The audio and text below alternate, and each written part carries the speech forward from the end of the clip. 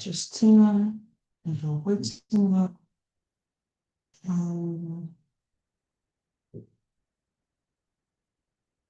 Oh, why is my secret slow?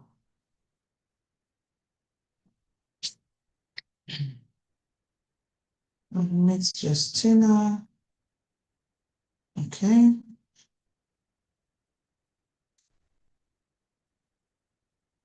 YouTube is mine.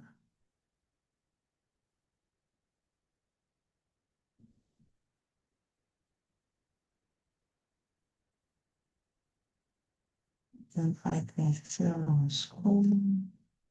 Okay, so welcome everyone again. It's a pleasure. It's another pleasure to have you here today as we wrap up the defense. So once again, the rules are the same. If you have 10 minutes to present, you have 5 minutes to give your insight and answer questions, and we will take it from there. So today we'll have Oluchi, we'll have Onye, we'll have Chukwuemeka, we'll have Justina, and we'll have Dorcas. So I'm going to put the list in the chat quickly so we can have it accordingly. So let me do that in the chat. So the number one person that will go for us, it will be only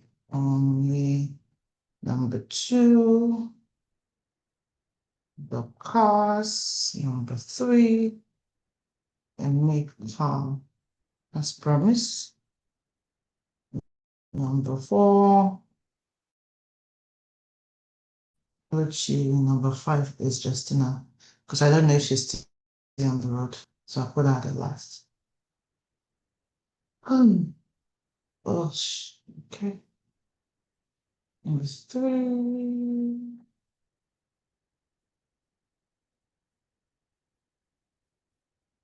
Number four is Oluchi, then Ash.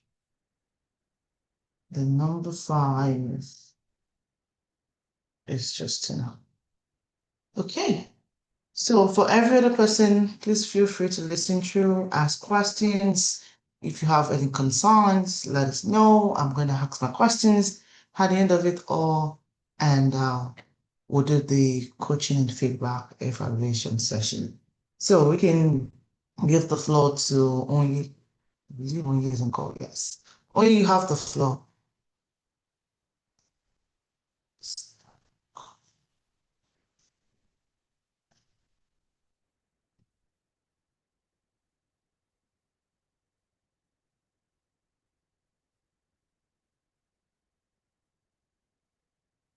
Only if you're talking, we cannot hear you. You're muted, so you'll need to unmute to speak.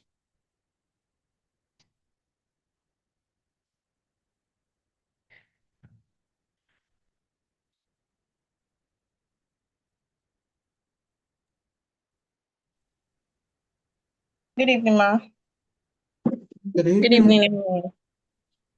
Ma, please, can you help me share my slide? I'm trying to join with my PC, but it's not connecting at all. Okay. Um, I'm using my phone. yeah. You have to give me time because my PC is slow. Okay. This is network. I don't know. Not just.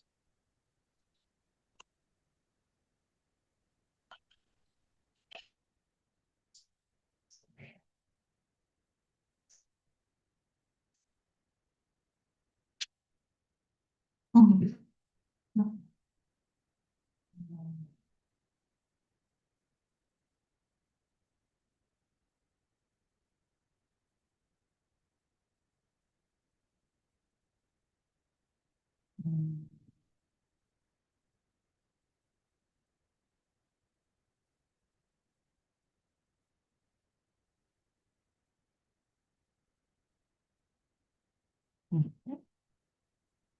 Coming up, just a minute.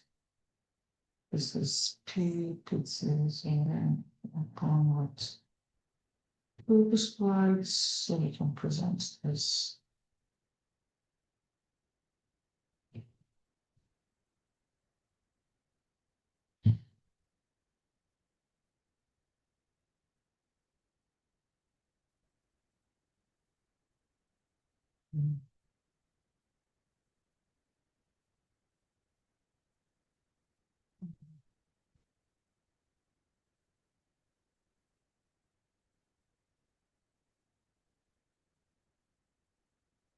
It's a double very slow.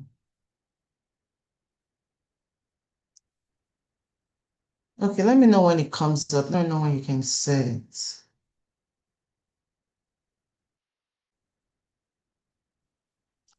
Okay.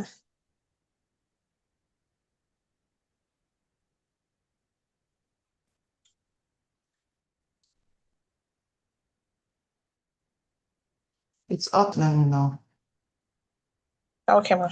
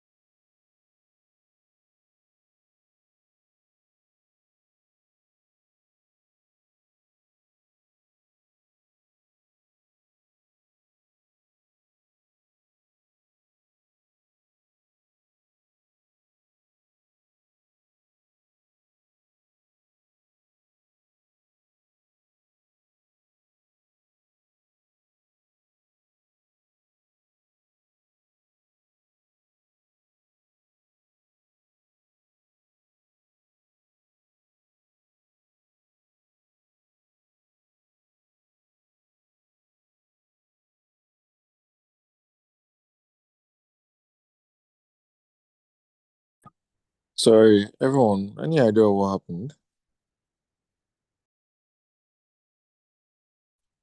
I've been wondering too. I don't know. I don't know what happened though.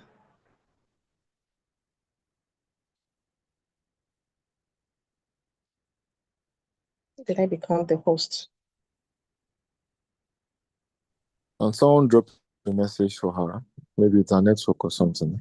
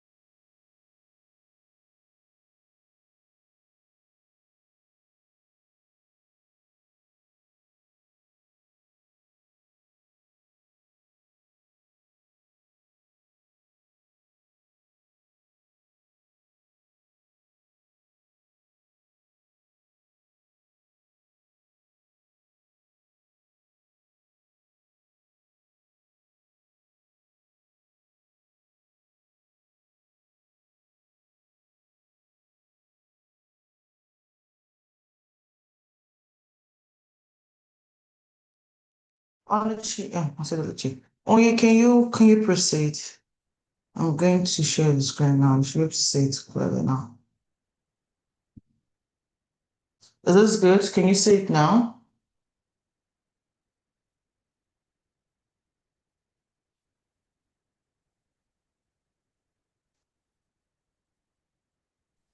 Yes, it just came up. Can see it now. So you can proceed. Good day, everyone. My name is Onyechi Ugo, and I'll be talking on my Capstone project presentation, which is on business analysis and customer relationship management of Unique Craft Enterprise.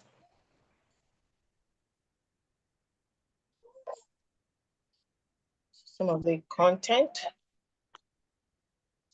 So, moving forward to the business overview. The industry is a fashion and apparel industry. It deals with ready-to-wear clothes, custom-made outfits, branded outfits. You can call hoodie, joggers, and the rest of it. Anything that has to do with fashion, and it's a unisex store that deals with anything that has to do with corporate, casual outfits, luxury, and everything. And even they even involve themselves in fashion consulting for different personal brands that want to upgrade or that want to upgrade their fashion, put it that way. So the ideal customer profile for this Unique Craft Enterprise is 18 to 40 years. 18 to 40 years individuals. It's a growing business brand. It's a growing fashion brand. And then it needs better brand visibility and physical channels for that. And then going on to the founders, going on into the founders discovery.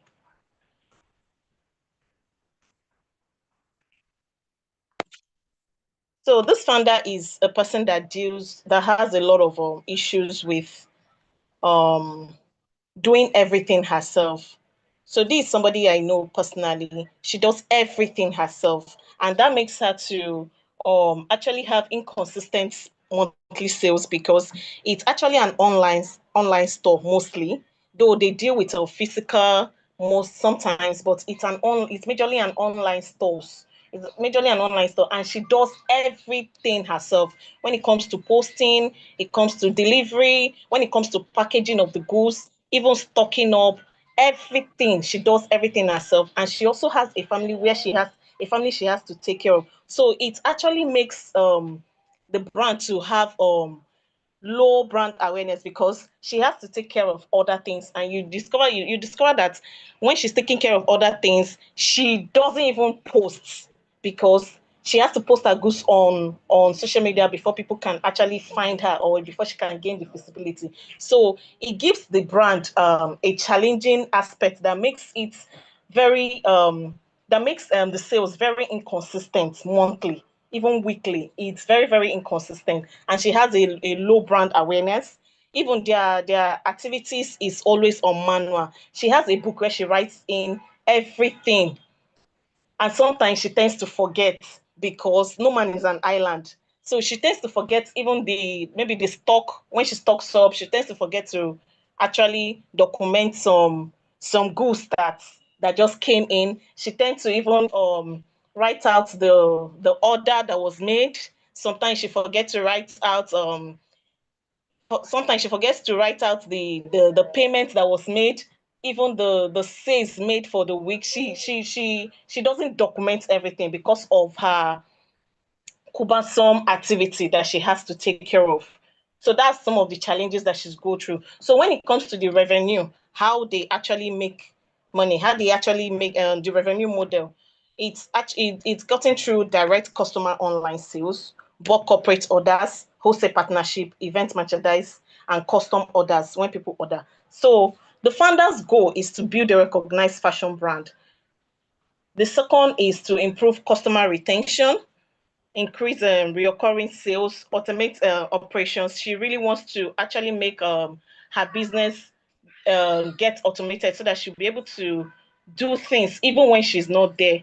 The AI support agent can actually do a lot of things like reply messages to incoming orders and chats and the rest of it. And then going on to the bottlenecks, one of the greatest bottleneck that has been a problem is this manual order scheduling. It's really cumbersome. Sometimes it gets to a point where there's delayed processing and missed order because everything is not even documented, even in the manual book that they use. Everything is not even documented. Sometimes they forget to document the very important details that should be written down in that book. There's no CRM in use. And then no lead qualification because there's no even CRM in use. So how are they supposed to have a lead qualification? Manual inventory tracking too. So it's actually a very tough bottleneck that she needs to work on. So I'll be jumping some of this thing. Let's go to the customer journey map. Let's go to its customer journey map. We have the stages here. The first stage is the awareness stage where she has to maybe post some of her products online, be it on Instagram, TikTok, Facebook, WhatsApp, or even referrals. Where after that she gains visibility and gets some lead who have to browse the catalog and even consider maybe they want to purchase one of the products, and then they make a decision where after making the decision they receive quotation and maybe make payments if they have decided to go ahead with the product. And after that we go on to the onboarding session where we have delivery, packaging, and then service that is rendered to the customer. And then we'll look onto the retention level where is it that we have loyalty rewards, and then follow up and even referrals. If the customer is satisfied at that point, then can actually refer a friend or a colleague. Then we have the documentation and reporting. That's the standard operating process. But I'll be going to the next one, which is the lead qualification, that the SOP of the lead qualification. At first, you have to capture the lead. After capturing the lead, when you have created visibility, you capture the lead by recording every detail that has to do with the lead that you got, and then you qualify them. There are some questions where she has to ask herself, is this lead actually fit? Does the person have the buying ability to actually purchase from my brand? Does the person have the buying ability to purchase from this brand, Unique Craft? And then after qualifying the lead, this should be done within 30 minutes at least. When you are talking to a lead, you will know that if this you will definitely know if the lead has the ability to actually purchase from that brand. It should be done within 30 minutes. And then you assign a lead status. Is it that the person is hot, warm, or cold?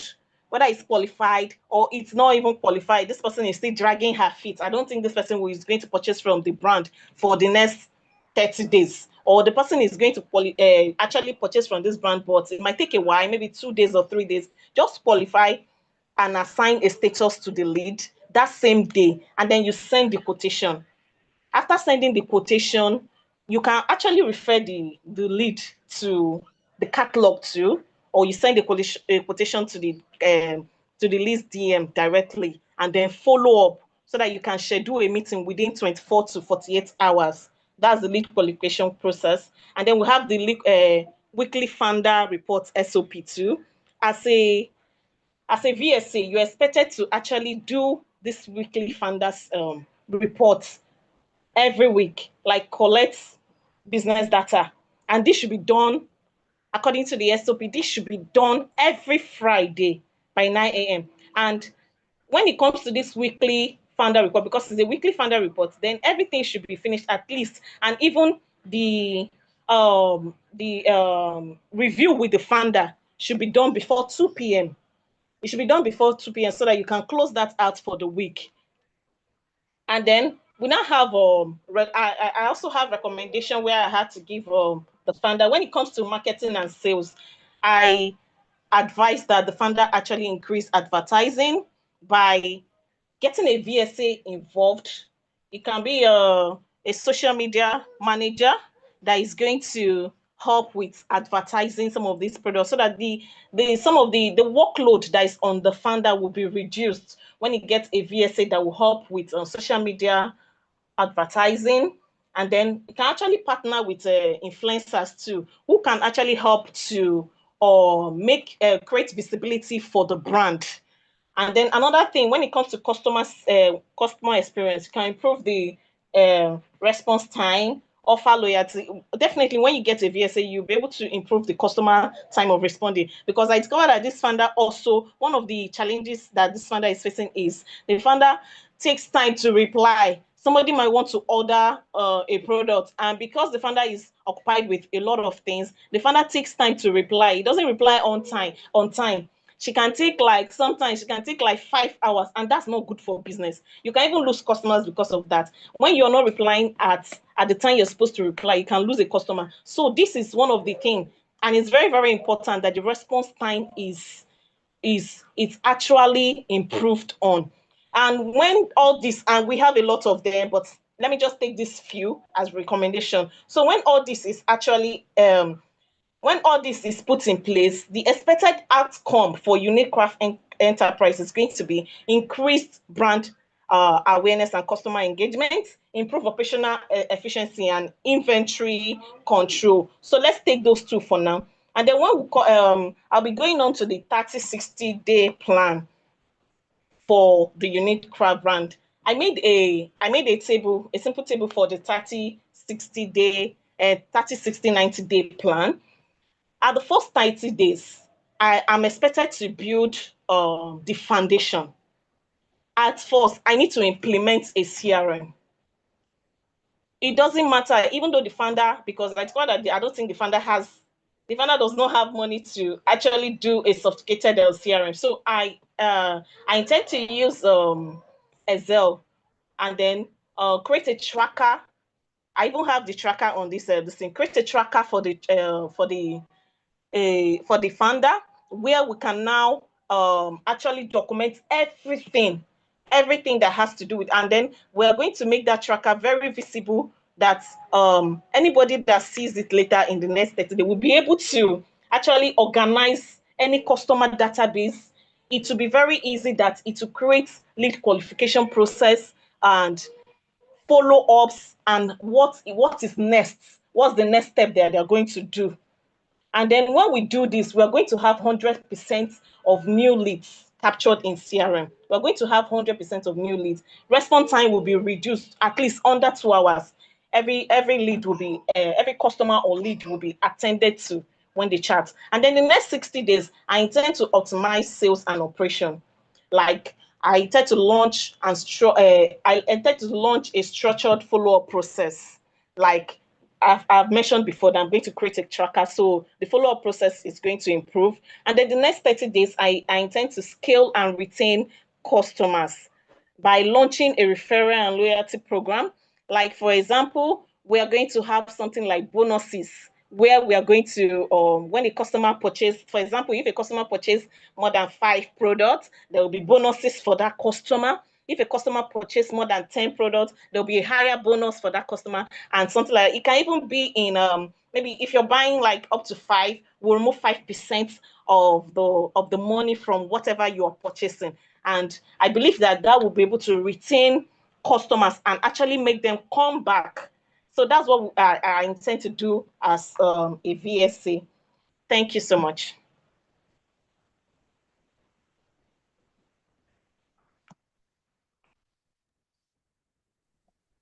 You're welcome.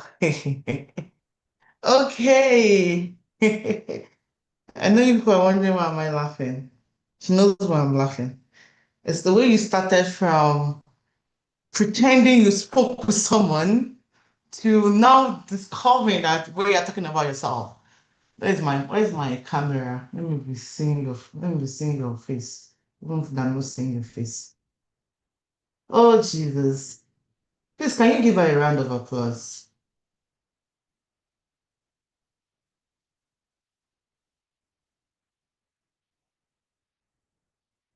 Okay. Oh yeah, laugh well. Oh. She laughed very well because you know exactly what I'm going to say. You and Paul, you fall into the same category.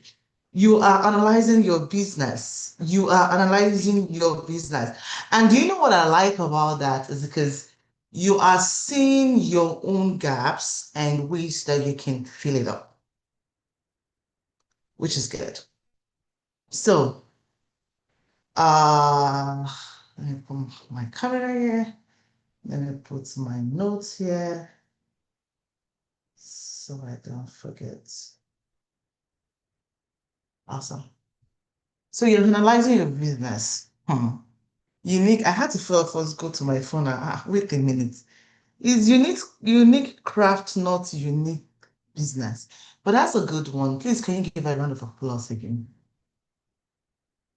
And the reason I'm saying you should give a round of applause is because I believe that with the insights that she's gathering or she's gathered from VSA, she's able to apply that in her home business.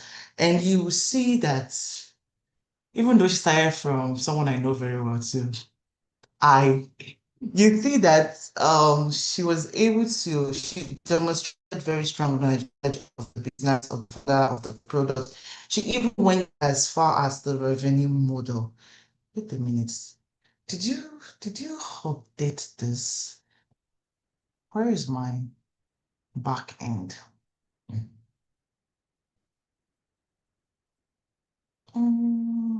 Okay, yeah, no, you didn't. So that's good. So you included the revenue model from the start. So that's a very good one. I like that. I like that. And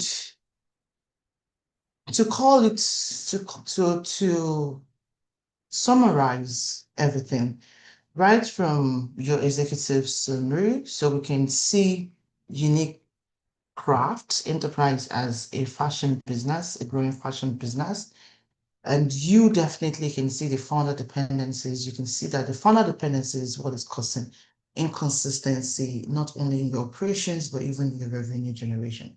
So that's a good one. And you are able to diagnose the business as operationally constrained because of the demand versus the supply that's, doesn't really match. So that's a good one. I also like the fact that even though because you were talking about yourself, you were able to take us through the founder journey or the customer journey, but you did try to map it the best way you could. You could have done better in that. And I also like the founder reports, and that's something that I want everyone to adopt. The timing is great. 9 p.m. to ensure that you have the report in, 2 p.m. for review. So that's something that you should grade. But I wonder if you're doing this for your own business, how do you want to give yourself a report? So that's something that you should consider. But if you are as a VSA, this is a very good one for you to adopt. She also talked about um, the business diagnosis. The business diagnosis, I think I've talked about that. I love the business diagnosis, the how you can reduce the hours from 5 hours to 2 hours absolutely is going to help retain customers. You included some marketing strategies and needs, which absolutely I love them. Your recommendations were very practical, very practical. And I want to ensure that you are implementing this. Don't just do the analysis, don't just, write those things out. You need to implement them in your business because prioritizing on your finances is what is going to strengthen and help your business grow. Then you also uh, articulated the founder capacity, your systemic thinking well, which is absolutely great. So I love the way you're able to map out the systems to delegate to, even towards down to customer communications and reporting. That's a very good one. What else did you do well? I think you did almost everything well. This is a very strong presentation. Please, can you just give her a round of applause?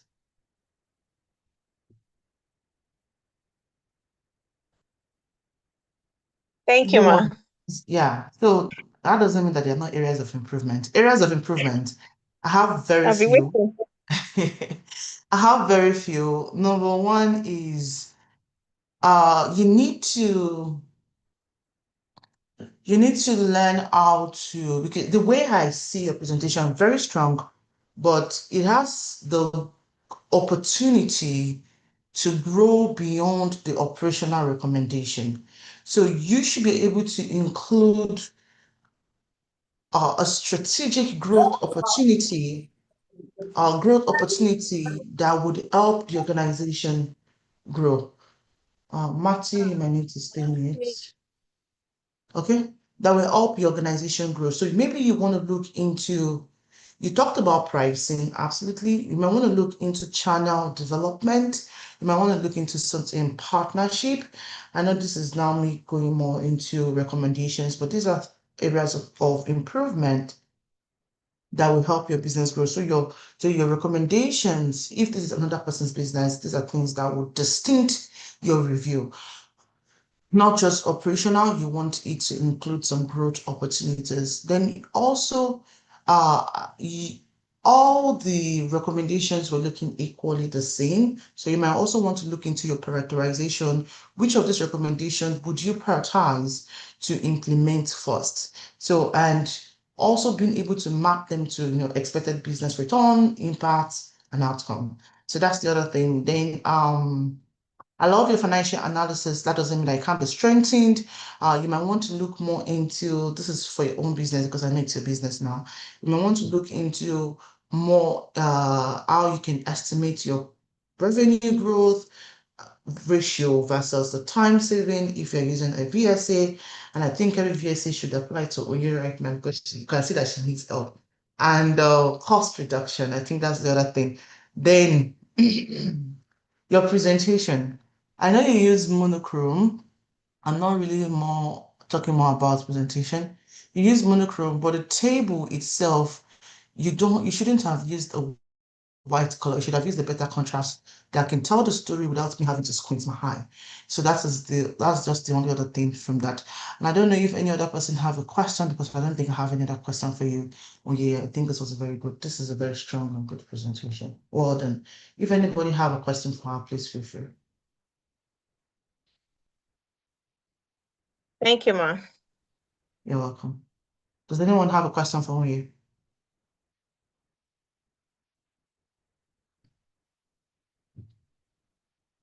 I'll take that as no question. So that way we can go to the next person, Dorcas.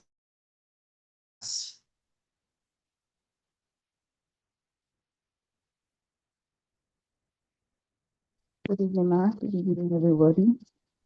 Good evening. Please, ma, you're going to help me to share my I'll start screen, charging all my of you. slide. I'll start putting price. So this, you help me to I'll start putting price to it. But it's not problem. I'll help you open up the slide now. Thank you, ma.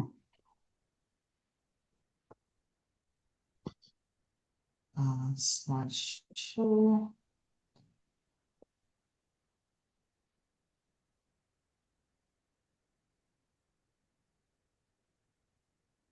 Okay, you have the floor. Thank you, ma. Good evening, everyone. I did, Oluwaseun from Dorcas, and I'm going to be talking, on Bloom Edu Consult. Bloom Edu Consult is a Montessori educational consulting firm. I am familiar with the founder. Her name is Mrs. Folake James. And to start with, the founder discovery, where Bloom began. The founder spent years inside the Montessori classroom and school leadership, living the philosophy of Montessori every day. Meanwhile, the philosophy of Montessori, according to Maria Montessori, is that it is based on the belief that children learn best when they are given the freedom to explore and to make choices. They learn at their own pace, in a carefully prepared environment. So this has been the philosophy the founder had lived with, on daily basis. The years she spent, during those times exposed her to recurring problems, a passionate educator. She has been a passionate educator, and she has seen other passionate educators as well, school founders that wanted to do the Montessori the right way, but they had nowhere to turn to. So she set up this guidance. She had to look for a way, and since there is this question that most schools ask, most school founders ask, like what I wrote there, every school that I helped asked the same question: who do we call for? That was a spark. That was what brought her into starting Bloom Educonsult. So she has to fill up the gap, has to believe between how many schools believed in the Montessori method and the need to support that most of them actually build to run correctly. So that was what brought about the Bloom Educonsult. Now moving on to the company overview, that is just a brief summary. Bloom Educonsult, is like I said, is a Montessori focused educational consulting firm, and it work across. I will mention 3 areas there, though it's more than that, but at least the 3 areas to be discussed: the school setup and accreditation consulting. That's one where Bloom Educonsult help new and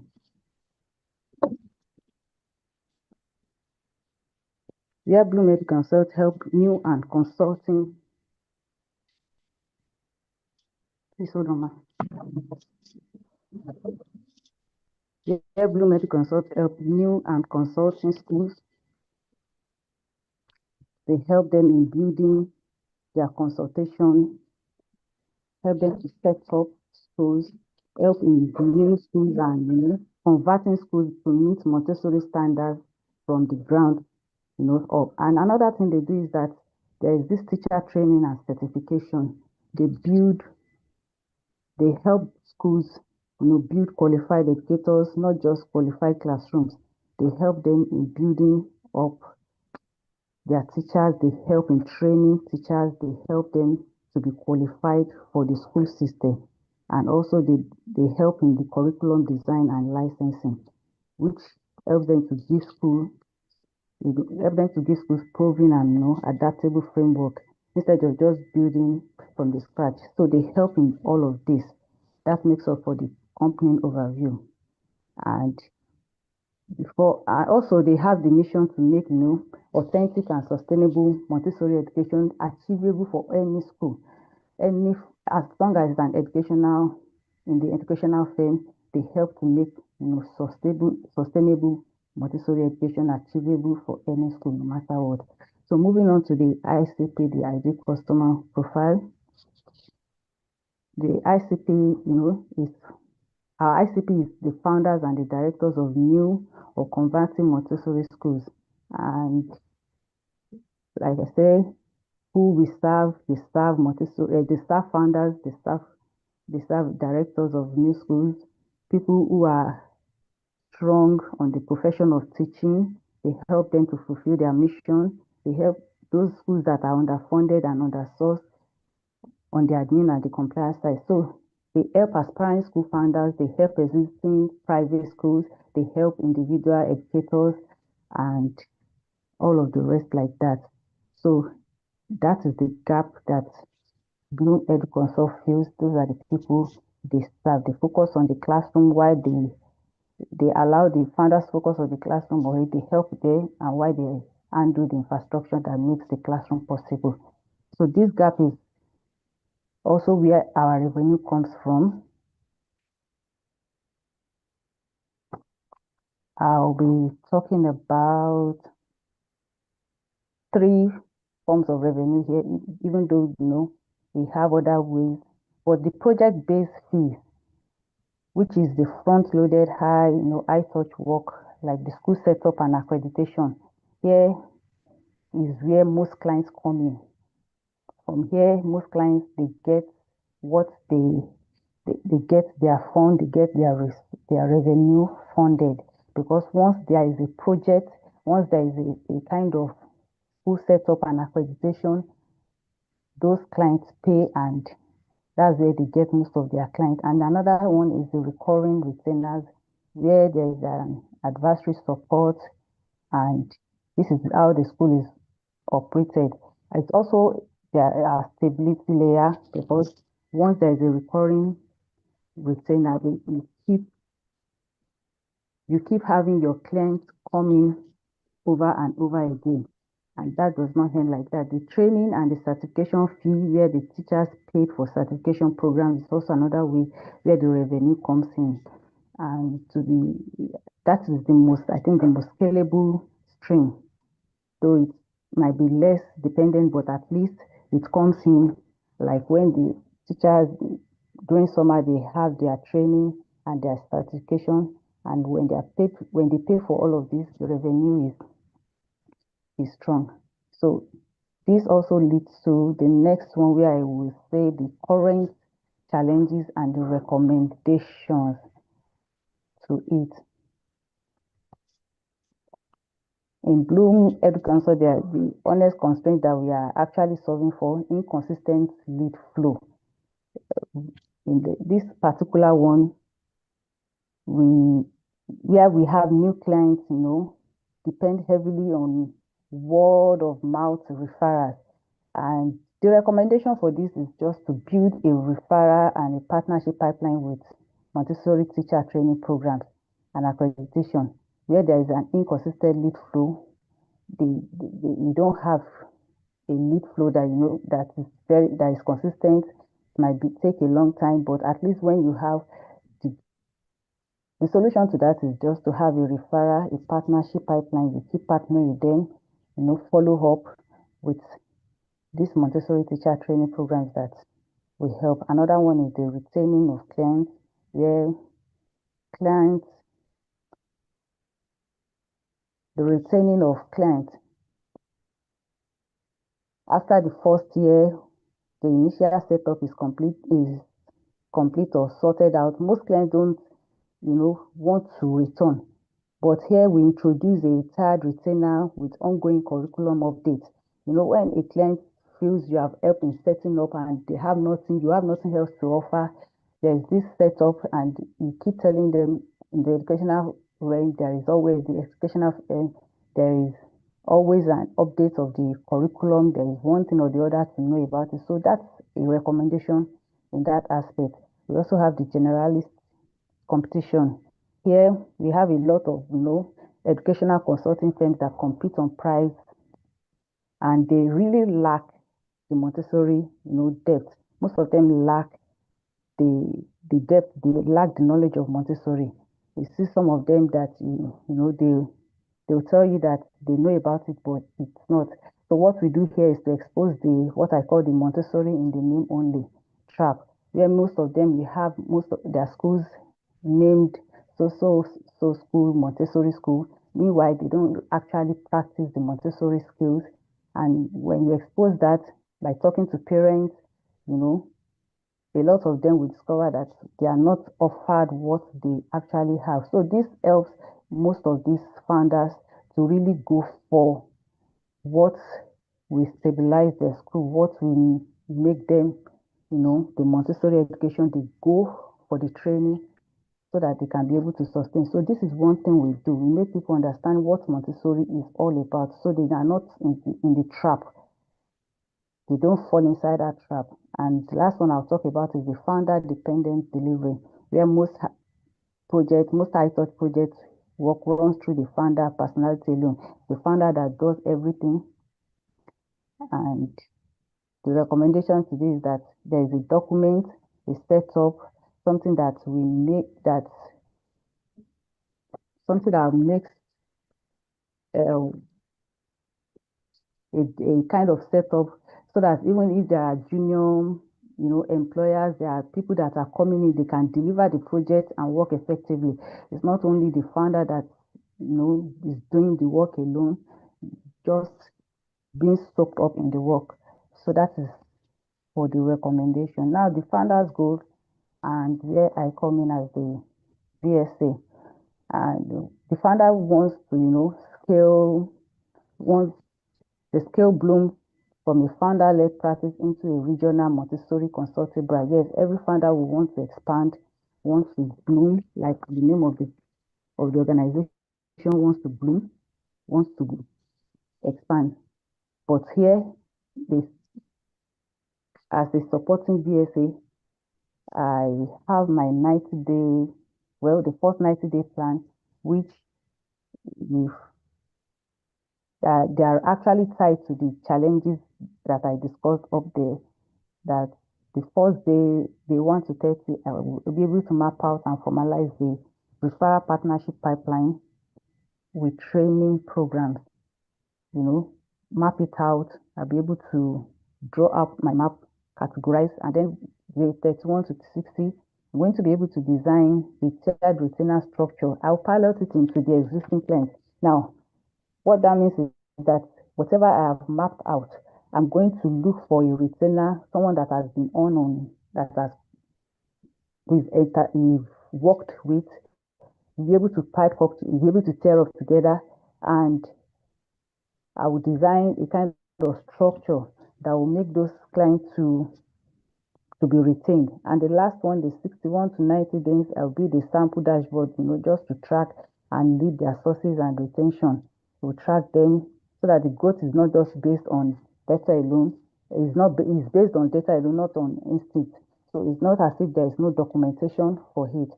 And then after all of that is where I build up the referral pipeline as well. We identified above, turning a one-time client into a recurring revenue. Someone that we've worked with before, we keep coming and keep referring. Then we own our own reporting pipeline, visibility. There should be something that I'll be able to, be reporting my documents, where I'll be able to free the founder and focus on, so she will be able to focus on other partnership of high value clients. I will have my own reporting pipeline visibility.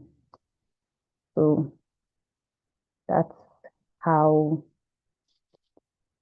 and all this is not just for me to, the goal is not just for the founder to replace whatever the founder has built. All I've just do is just for me to have it, an operational backbone to scale past with the ones that I carry on.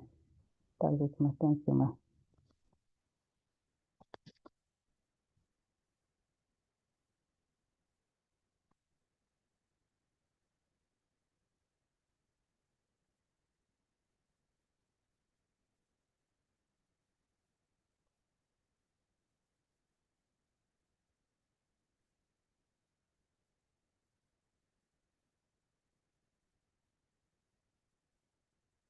Okay. Awesome. Great job. Yes, can you give the class a round of applause?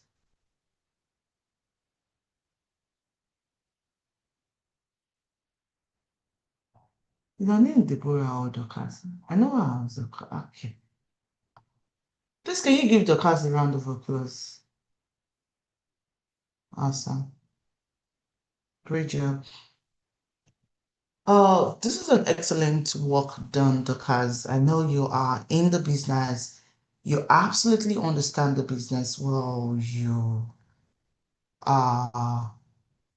recommendation, that's one of the things I wrote down. I love your recommendation. I love this goal and VSA role. Absolutely, it's something that you should actively implement. You don't need to wait until Ms. Falake says, what are you going to do now? What are you going to do next? This is something that you should actively implement. It shows you are now aware of the constraints, you're aware of where you can support the business, and most importantly, you are aware of your role as a VSA.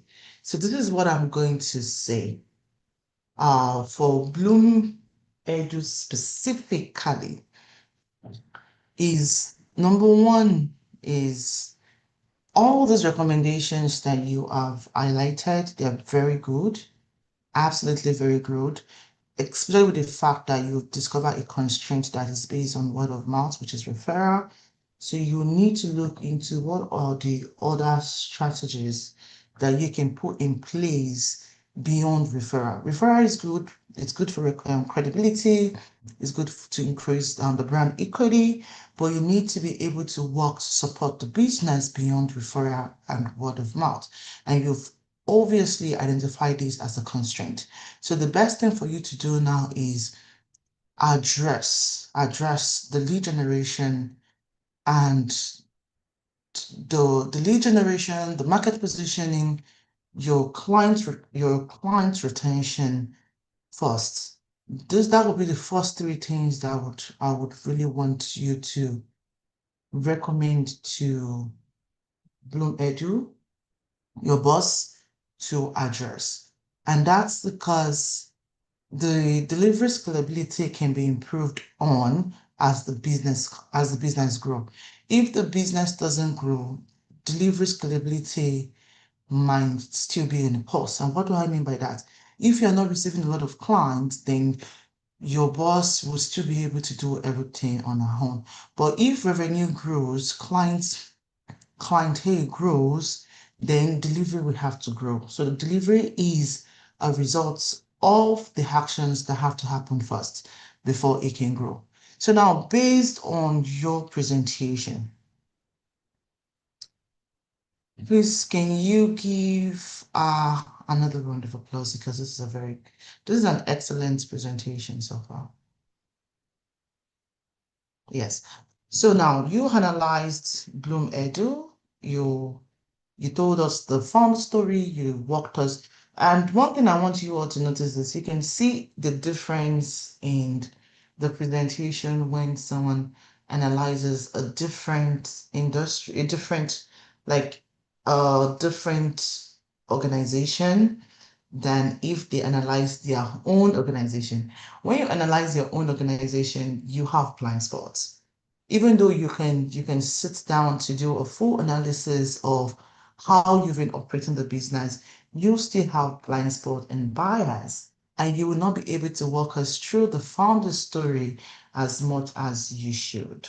But when you're analyzing a different business or a business that is not yours, you would walk us through the founder journey, the customer journey, just because you want us to understand where this is coming from or where you're coming from without making assumptions. And that is why most times it's good to analyze other businesses. I wish we have another capstone.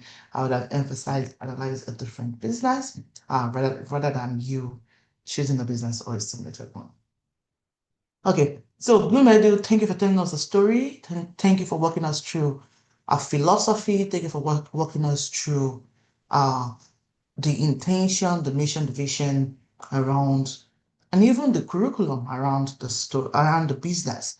And you also, instead of you concentrating on operations, you even went further to talk more about the strategic value proposition of the business and how you can help transition it from, founder-led consultancies to a scalable consulting brand itself. And your recommendation, once again, is apt.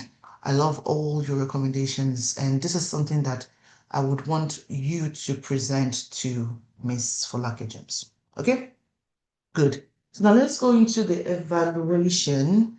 So evaluation, you did score excellently well, distinction. I'm not even sure I've mentioned evaluation.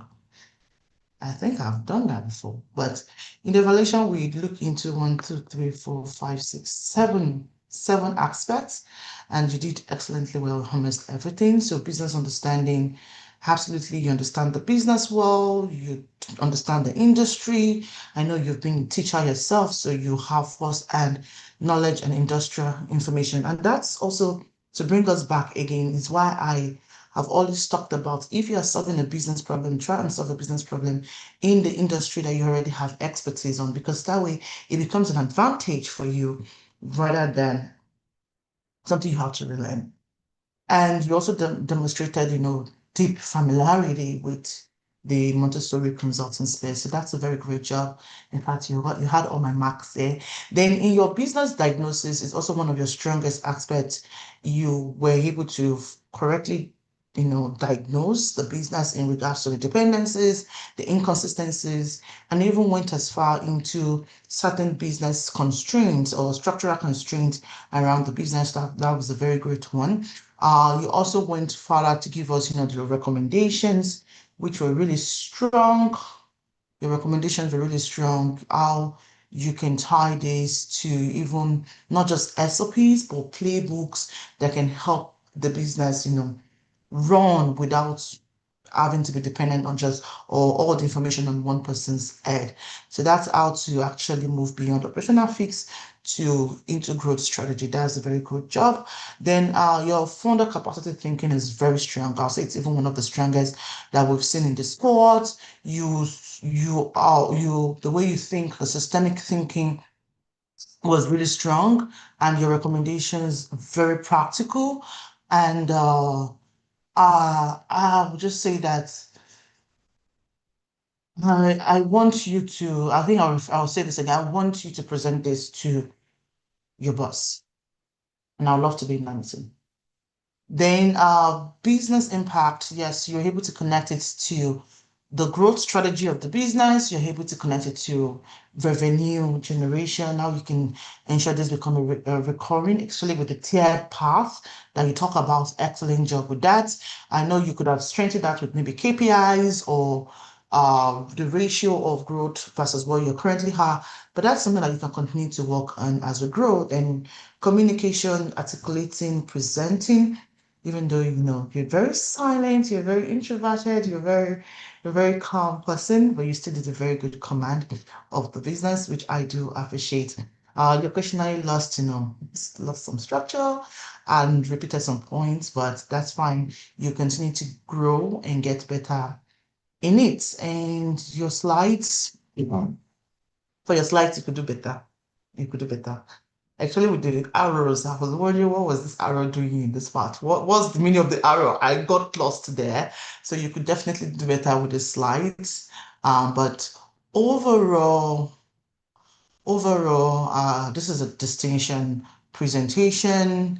Your strengths were very definitely obvious. Areas of improvement, not quite long, just the prioritization also. I already did the prioritization for you. Out of the 4 that you recommended, I liked 3 or even 2 that you can focus on. I know I'm also working with some earbuds, but uh you can highlight 2 out of the 4 that you can really focus on, and you can continue to work on that while she works on other aspects of the business. And then quantifying business impact is something I've also mentioned just not quite long. And I think that's just it. I don't really have much on my notes that I will say to you. So the question I also want to ask is more about prioritization. Which of these 4 recommendations would you be prioritizing? And that's the question that I'll need you to answer. But overall, this is excellent. This is one of the best. And please do clap for yourself, and please give her a round of applause again. This particular set, you guys are doing well. Can you tell yourself I'm doing well. Tell yourself I'm doing well. Okay, awesome. The next person we have on the line is Emeka. Promise. Great job, great job. That's an excellent one.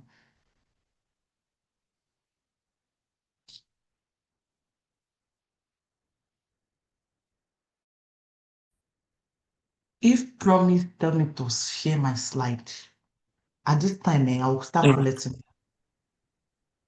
I was I about should to share my say, slide.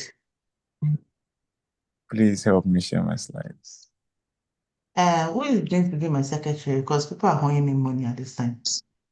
Everybody that I shared slide for, we're going to charge them. Secretary, man. You pay money inside my account. Why is it? Why would the money go inside your account? You the one sharing slide.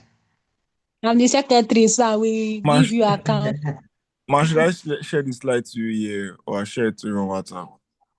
I have your slide, except you didn't. This is not a slide. This is a document. Yes. That's why I'm asking if I should share the slide with you. Okay, Oh, you can send it to me. Through WhatsApp is fine. okay, ma. Why didn't you submit a slide? Why did you submit a document? And that reminds me, for both Deborah and Oye, you guys, you passed your time by 3 minutes. Time management, work on that.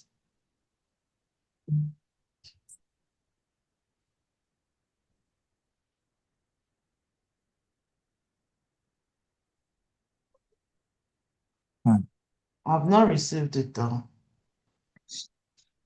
I know.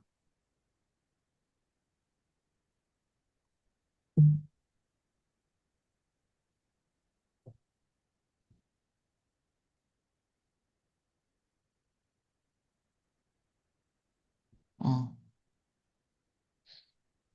Interesting.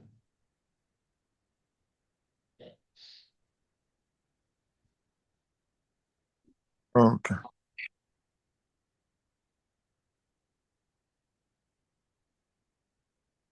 Mm.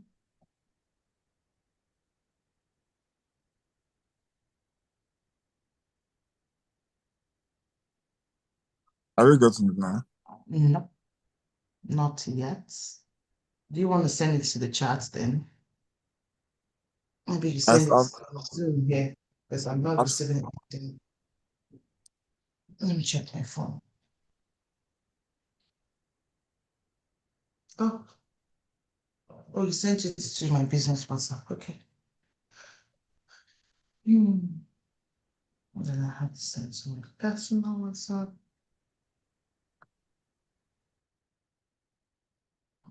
Page of success. Okay. Page of success. please, don't regard the title, please. It was an error. I did not correct. I should not have the title. Yes. I don't know how I want to do that one. So whatever I see there, I'll share. No, I'm just like, don't regard the title, but it's just okay. It's just the title. Okay. Um, oh, you don't want to pronounce to call out the title? But that is Yes. interesting. Cage of Success. That reminds me, I'm not even on this call. First, I didn't ask you, what's your opinion about Bloom Edu? At least we're both working on Bloom Edu together. Are you even in a place to talk? Yes, it's a grow. I think I joined while Unique was doing a presentation, and after then the Blue Medical Consult person, which I think did well, because I'm a little bit familiar with the business, so a little bit, not as much as she do. I think some of the things she really spoke about were highlights of things that I think she should go back to discuss with Polake. That's right, the name, right? Well, I'm right with Yeah. Polake. Yeah, so I think it's quite a great one. A great one, to be honest. Thank you. Page of Success. Wait, though, I'm coming to share Page of Success now.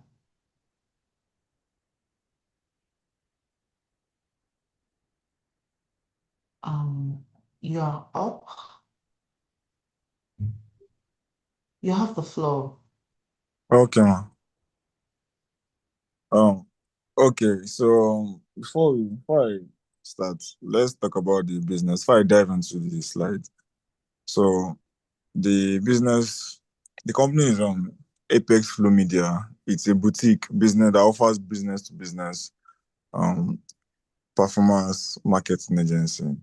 So it's currently operating at $25,000 monthly revenue, while the agency possesses strong product market fit and high value offering. So its growth has been stalled due to several severe operational drag. The founder, Marcus Vance, is currently working over 60 hours per week, leaving zero capacity to acquire new clients or focus on high-level strategy. So by establishing a model revenue operations system and a strict founder operations system, we systematically eliminated manual, low-leverage tasks. So this reclaims for 3 hours per week of founder capacity, shifting the business from an interaction-driven model into a highly automated, scalable asset. So this is like a blueprint of how I'm going to take the business revenue from $25,000 to $60,000 within the next 90 days. So slide 2. So on the slide 2, I kind of described how the 47 hours. Sorry, slide 2, please. Oh, that's slide 3. Okay. Oh, slide 3, sorry.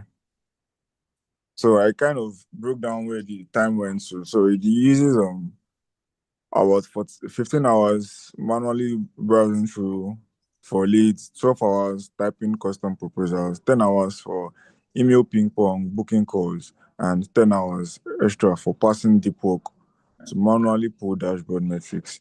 So next slide. This is just a detailed breakdown of the 47 hours that is being used manually. So we're going to model is to shift from chaos to an autonomous engine. So number 1 is we diagnose, we map every task consuming founder capacity and quantify the operational tasks, and we architecture, we replace fragmented workflow with automated data pipeline, and we automate offload sourcing, qualification, data entry, onboarding entirely to a software system, and then we scale. We free the founder to focus exclusively on high leverage revenue generating activities. Next slide.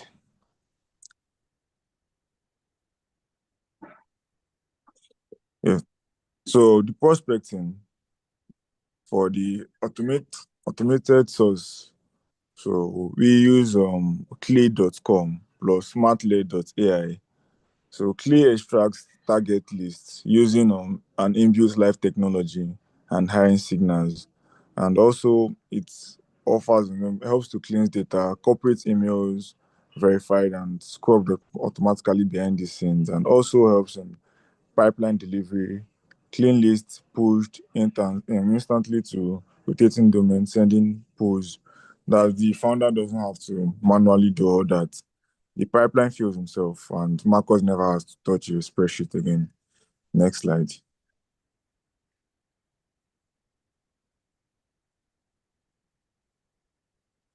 So this is a detailed protecting the executive schedule. So this is a detailed schedule of how the timeline is going to qualify a qualified prospect and an unqualified prospect. So the all prospects passes through financial gate. Then when you pass through the first one, this is like a workflow. When you pass through the first financial gate, you pass through the second financial gate. There is going to be a calendar booking confirmed, high intent buyer. That's going to be over to the founder. Then the unqualified prospect. If the prospect is unqualified, that means not a high level corporate buyer. It's going to move in directly to free training resource. Next slide.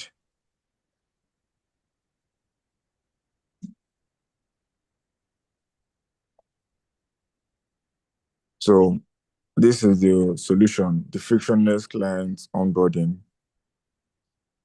The closed one, the trigger, Zap, the contract and invoice, and the Slack channel. So this the trigger you're going to get. The moment a deal closes, a fully automated cascade executes in seconds. Contract signed, invoice sent, and client infrastructure provisioned within a single manual step from the founder. So this is a bit summarized. I sent you a documented PDF where I explicitly explained everything. So this is like I was trying to summarize everything in the slide. So please, next slide.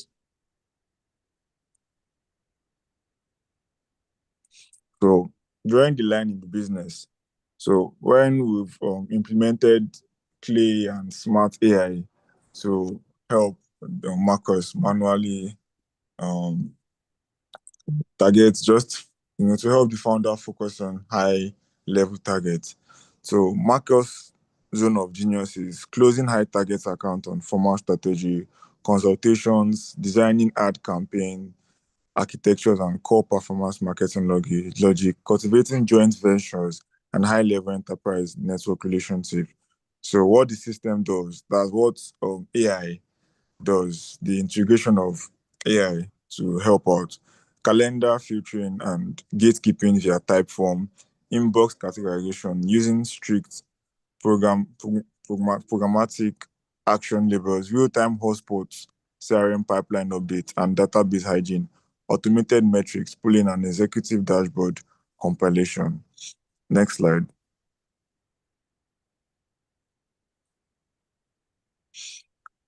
So this is the standard operating procedures.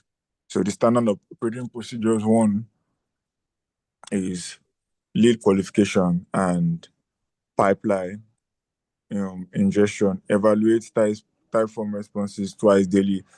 These are the steps that it follows. So the first one is evaluate type form responses twice daily, triggers Clay enrichment for employee headcount and LinkedIn data, sends markers, automated pre-call context briefings inside Slack. Then the second part is weekly executive reporting and pipeline review, extract smart lead and hotspot data every Friday, 3 p.m. West African time, compiles cross-funnel conversion percentage into executive sheet, and delivers a concise 3 bullet pipeline status summary Slack. So the AI at scale, Clay.com connects natively to OpenAI 4.0, drafting 25-word personalized icebreakers from live prospect data and custom pre-call sales pitches for markers, zero buzzword included. Next slide. So this is I don't know if my explanation has been quite clear. So this is like the path to 60K monthly revenue. So day 1 to 30 is all about laying foundations, clean hotspot CRM, deploy typeform, vetting gates, activate automated inbox sorting. And from day 31 to 60, the launch engine, we connect to Clay CRM, we enable AI email personalization, we launch weekly executive sheets. Then day 61 to 90 is the scaling period, scaling and optimization period. We activate onboarding webhooks, optimize outbound scripts via dashboard data, and we are finally able to save the founder markers for 3 hours, and that can be focused on high level targets, therefore increasing revenue to about $60,000 per month. And an email open rate of about 60%. That is all. And helping Apex Media go from 25K to 60K monthly revenue.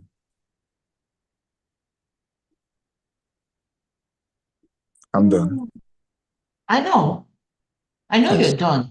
I know you're done. Do you know something that's very interesting is the fact that I'm beginning to see certain patterns in all of your strength. You're very system driven. In fact, you're very, very system driven.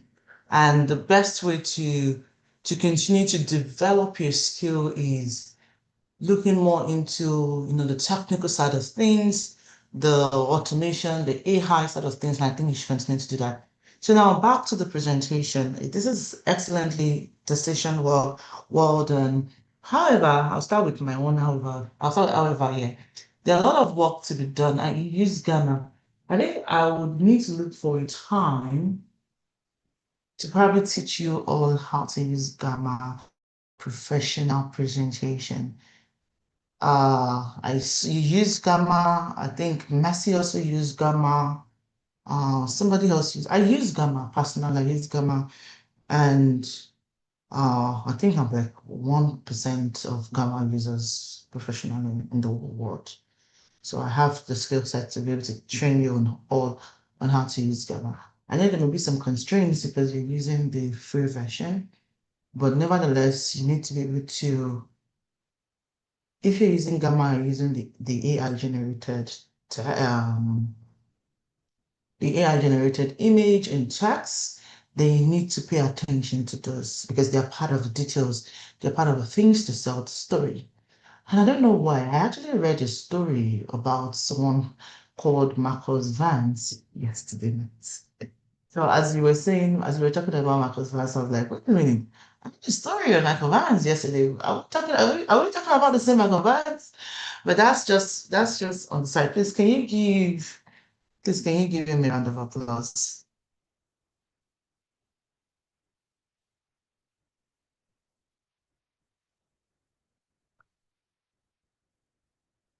Okay. Great job. Great job. So now let's come to your presentation itself. First of all, I don't know, let me start with your presentation style. When you're presenting, and this goes to everybody, don't present like you are reading from the slide. Present to tell a story because presentation is storytelling. The visuals, your paperwork or what's this called now? Your slides are just to help with the visualization of your story. So present to tell a story. And this is for everyone. I believe everyone can improve on their storytelling in the presentation. And now to your slide, the scaling paradox. This is what's the name of this business again? Is Apex Flow a business you're currently working with? Promise. No, man. Not working No, with them. Max. Is it stimulated? It's a real life business. So it's not I'm not working on them, but I just um looked into it and I made an executive summary of the monthly revenue and all of that. And I used AI to Okay. tune it up. Okay. And so if it's a real business, do they truly have this problem? Yes, they do. Okay. So which means that if we go look for Marcus Vance, we could present this to Marcus Vance. Yeah. We could. Did you speak with the founder at any time or anyone from the organization? Have I spoken to the founder? Have you spoken to, yes, how did you do your diagnosis? Did you interview them? How did you do your discovery? I used AI to make research on them, but I did not reach out to them per Okay. se. So what you did a stimulated research. You did a stimulated diagnosis for us. Okay, that's fine. Stimulated is fine. It's acceptable because I said it could either be real business, your business, or stimulated. So that's okay because the results is going to be different. And it's obvious because if you do speak with the founder, there's certain details that I would have cut, like the conversations with your founder, the insight from the business, but all while you're giving to us, as much as I do like the information, I believe that there were still some missing elements in the presentation, which is why I asked the question, tell me more about the diagnostics. Okay, but overall, this is a good research. This is something that you can present. to the founder as your discovery to earn a discovery call. Oh, I did a research on Apex Flow, and this is what I found. Would you be hoping to listen to how I can help increase your revenue by, what's their revenue? By 60%. And I'm very sure that the founder will be attentive to listen to how you can help increase revenue by 60%. And that is why I said storytelling when you're presenting is very important. So now, if I were to present this, this is what I would have said. So I did the research on your organization, and I found a way to help improve your revenue by 60%. Oh, tell me more about it, definitely. From my research, I found this, where is the problem? I found this to be some of the problems that is currently affecting you, which we can see that the constraint, the biggest constraint is founder dependencies, because you, sorry,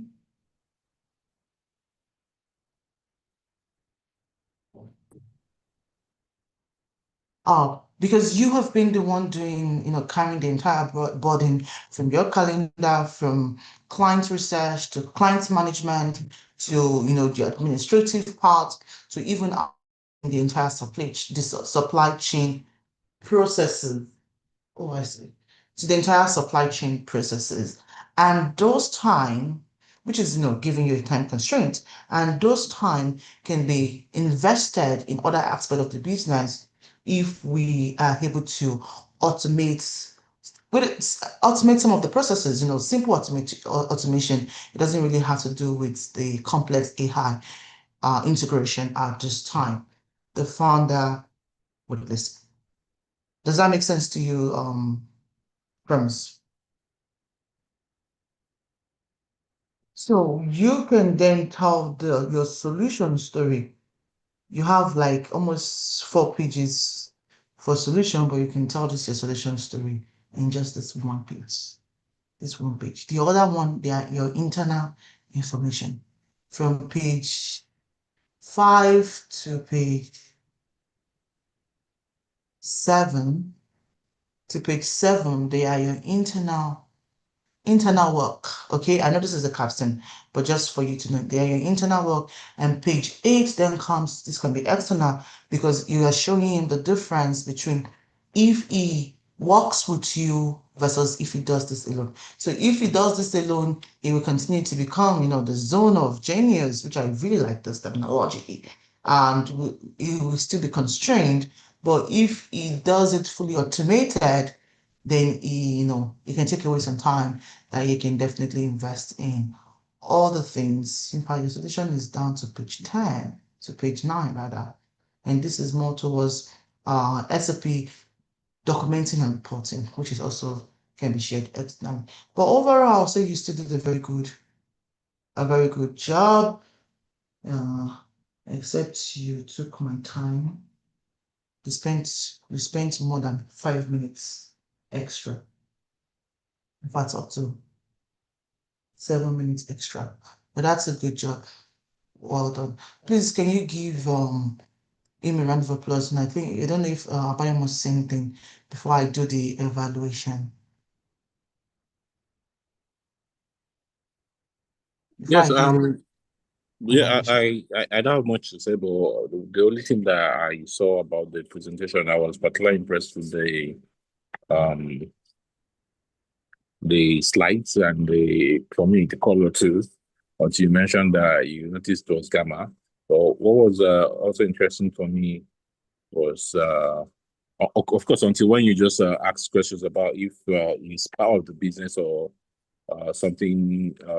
Well, of course, at the end, it's something is simulated. But what I just thought was the peak point or highlight for me was on the slides where you talked about the projected revenue. So I saw how we sort of analyze how to scale and optimize the business to move revenues from 25 to $60,000. I thought it did justice with that, because for me, basically with businesses, the highlight for me usually I focus more on revenue, because That's like the main thing. So once you have your revenue and you have all of the structures, then of course the business will be scalable, so to speak. So I love how he projected that part where he talked about the scalability and how to optimize those stuff to increase revenue. So that's the highlight coming from this presentation. Thank you very much. So now to evaluation. This is a 99% job. Well done. Okay. You managed the way you started, you managed the room well. So the way you started, the way you handled the presentation, the way you presented the presentation itself, absolutely great. And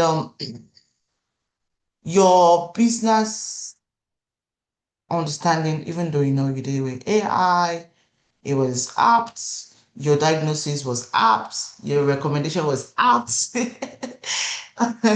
Okay. uh, your strategic recommendation was apt. Maybe because you use AI, so it's difficult to even say exactly what went wrong or what I could actually emphasize on. But looking into the entire executive summary, this is a B2B marketing agency. This is a very good operational redesign of the way they operate. The central arguments, which is something you call cage of success. I like that cage of success. I like your zone of genius. I love the terminologies. It actually makes it very distinct.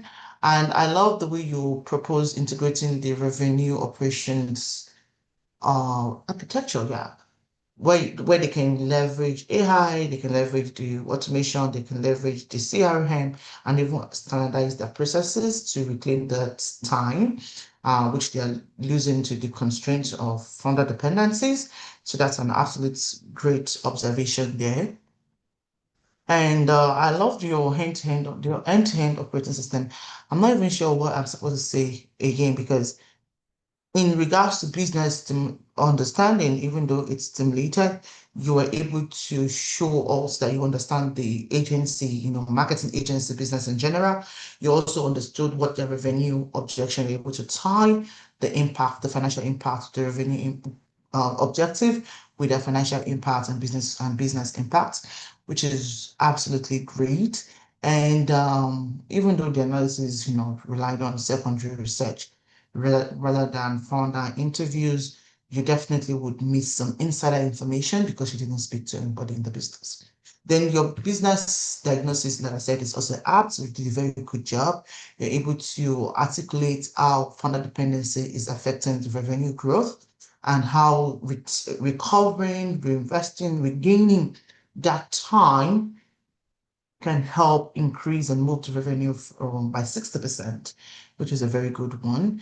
Then you also talked about the manual prospecting and proposal creation timing, which I think is one of the things that take a lot of founders' time.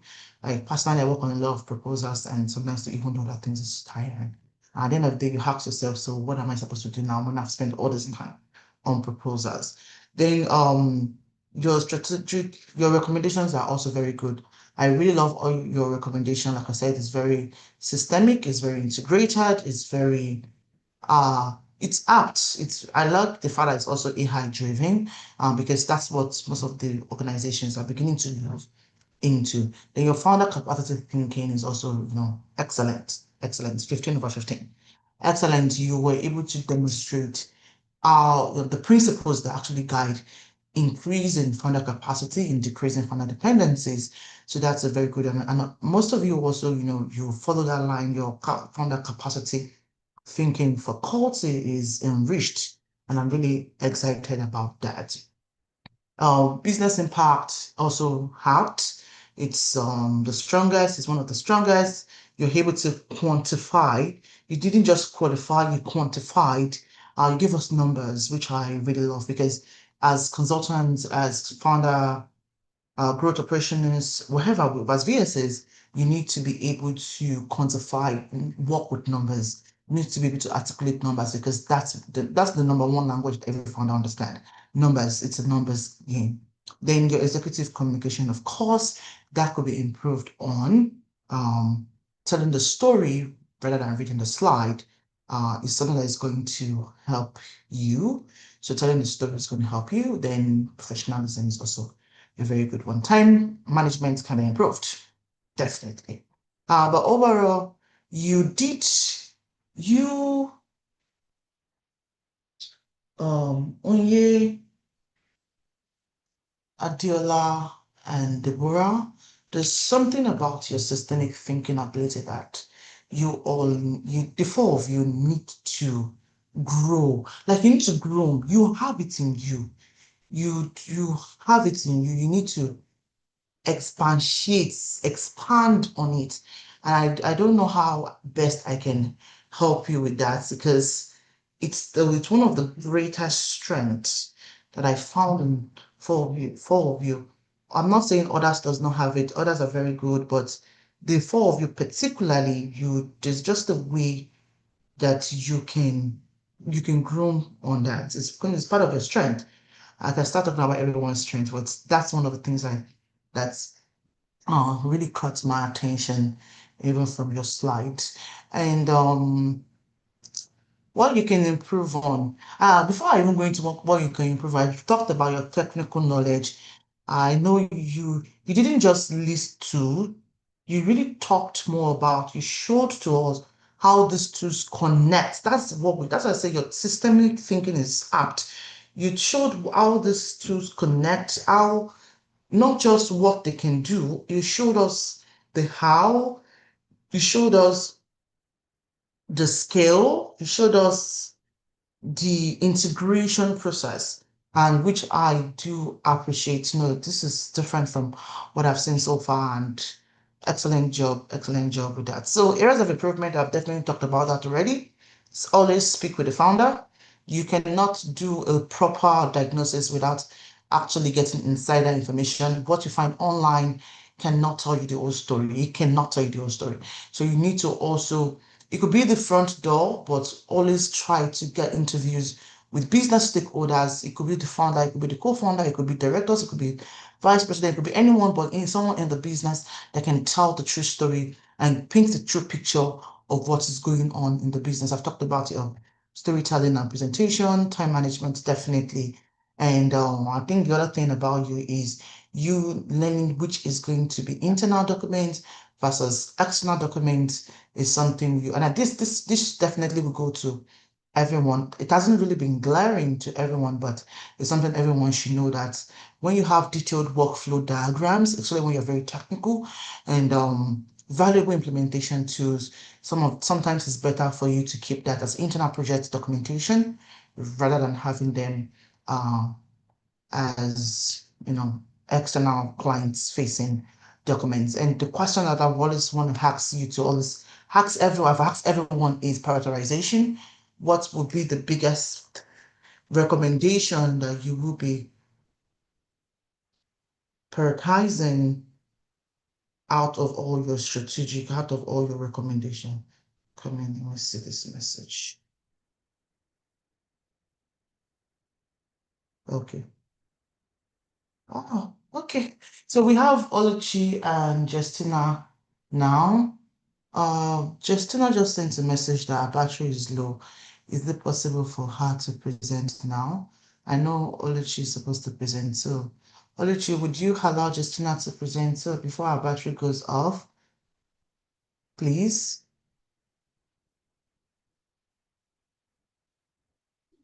Okay, ma, she can go ahead, ma. Okay, so Justina, you can proceed with your presentation at this time. Thank you so much, Oluchi. Thank you, ma. Yes. You're welcome.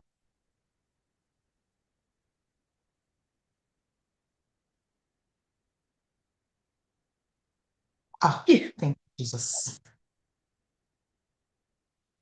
Please, can you confirm you can see my screen? I can see your WhatsApp message. Can you see my? We can see your screen. You need to use the slideshow. So you're using Yes. this. Okay. Thank you so much. So this is a 90 days capacity system deck for Sunshine Exhibition Services, Nigeria Limited. which was done to bring about capacity, delivering excellence, building systems, and strengthening the business. So I'll walk us through on what's the content of this deck entails. So we are going to be taking a look at this business from a diagnostic angle. And here we have 8 diagnoses we are going to be looking through for Sunshine Exhibition, which I've listed below, and I'll also walk us through as we go on the slide. Nini, don't press anything. I'm begging you in the name of Jesus. So this is Sunshine Exhibition Services at a glance. The founder is Napoleon John, and the business has been in operation since 2018. With the location located at Magborough State, Lagos axis. So this business, they are actually into exhibitions for events, event solutions, branding, and booth fabrication. And they've worked with some agencies like Dangote, UBA, OPay, Wema Bank, Nigerian Navy, Hydrographic Office, Aquaba Africa, and as of 2026, the business has expanded to Tanzania, that's Kenya. Yes, and their revenue model is project-based, B2B fee for service by exhibition. So what this entails, it means is that if you have an exhibition service, they help you run it and give you their codes, and you tell them basically what you want. They go through your proposal. Sometimes they also help you to plan for your events. That's event planning, organize whatever you want them to do based on what program you are running and what you want to achieve. They also rent some of their equipments to people. So that's how basically they generate revenue for their company. Then their ideal customer profile is actually a mid to large organization kind of industry. So they work with corporate industries, government parastatals, trade, and regional expansions. They are expanding their business across Nigeria, not just Nigeria. They don't want the business to base only in Nigeria. So they are trying to expand across Africa, Nigeria to be specific. So the pain points, the pain point is that this business bridges for customers, vendor reliability and missed deadlines. Most of their customers, that's some of the problems that they have. Then brand consistency across cities or countries, logistic complexity outside home city, budget predictably for sign-offs. Then the goal of Sunshine Exhibition coming into these pain points of their customers is to make sure that there's a standard visibility that reflects the brand quality. Zero on-site surprises. They make sure that they plan themselves well. So that's why most times they have this proposal of a thing that they do before they book you for any of your exhibition shows or programs, so that there won't be surprises, or maybe they will deliver something maybe that's not what you don't want or you don't need. So they take their time to make sure that they take details of whatever your program entails and what they need to bring, so that on that day there won't be disappointment, which are some of the fears of the customers that need these services. So measurable return on investment, leads and visibility. One vendor rebookable across cities. So they make sure that they deliver a good booth for you when you come for them, for those that are doing exhibition. Likewise, for some people that do printing, they make sure that they use good products for you, so that, because referral is something that is a strong backbone for every business. If you deliver well and people refer you based on the kind of business they run, it can referral has a huge impact on the business. So they make sure that they maintain that. So we are going to go into the customer journey map. What this entails is how they get these customers to be able to come use Sunshine Exhibition. So that's what I looked into. The first is awareness. After the awareness, that's referrals. If people from referrals, they can get customers from referrals, Google search, or maybe past clients saying giving one or two reviews about their company. Then after that, consideration, website plus portfolio review, just like I said, quote comparison versus competitors reference. So these are things they need to put in place. Then decisions, proposal approved. If the customer's proposal is what aligns with what they do, then they can go ahead with the contracts. Then funds are deposited and the deal is locked. Then the design, everything will be put in place to make sure that there's no surprises on delivery day. Then retention is the last phase of this customer journey map. On-site execution, post-event feedback, to make sure that their clients really got what they needed at that point. Mimi, please, I'm begging you, remove them. I'll walk you through the capacity assessments where their system is breaking currently. So before I started this project, I actually talked with one of their employees because I couldn't get through the founder. So I discovered so many things. The founder is more like wearing a lot of caps for the organization. He's virtually doing basically everything. Then I also discovered that their sales outreach, they do it with normal Gmail account. And for a company that is expanding beyond Africa, that's not really a good sign. You can't be doing outreaches with a personal Gmail account. It doesn't really add up, or it doesn't give a good reputation for a company. It gives that impression of they are not really serious of what they are doing, because different countries have the way they think and the way they approach things. So this is a break for this organization. It's something that they need to fix. It's something that needs to fix, and it's also a barrier for them to secure some deals.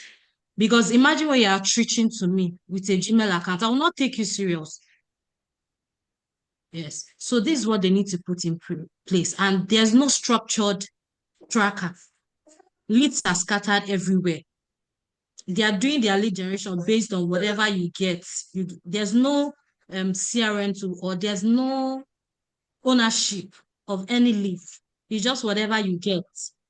The CEO takes over and all that. So there's a serious gap in all these areas.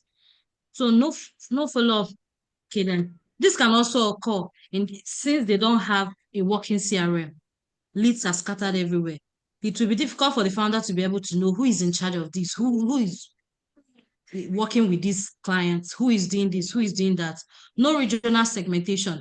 It will also pose a problem since they do not have a tracker for all the leads they are getting. They may miss everything up since they are spanning through Nigeria and they are working with Kenyans and everything. If they don't have a systemized tracker, it becomes a problem because they will not be able to track so many things. There's no reporting visibility.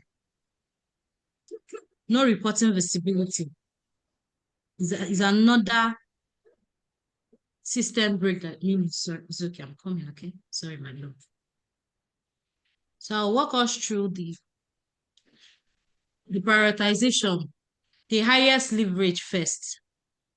Since Sunshine Exhibition is extending beyond Nigeria, the first thing for now is to prioritize their outreach domain. They shouldn't be sending outreaches to people with a Gmail account. I think that's a very high prioritization for them at this point. Then also the CRM pipeline is also a very crucial need for them so that they can be able to know who owns this lead, and who is working on it. To also help them to know where the oh, sorry, I'm so sorry. I'm so sorry for this. So basically, we have outreach cadence and templates. They should be able to have a systemized way things are done, more like an SOP. So that anyone, even though people are leaving the country or people are can be able to know how to go about and need to do. Oh God. I'm so sorry. So this is a revenue operation system that I built for Sunshine Exhibition, whereby we started with what is more important or where the gap is so evident, which is the branded generic I talked about. Then the ICP building, multi-channels outreach. They should not just be bent on when someone brings a lead or this only when the CEO know people and all that to be able to get clients and all that. Then CRM pipeline and stake discipline. Miracle can't be 13.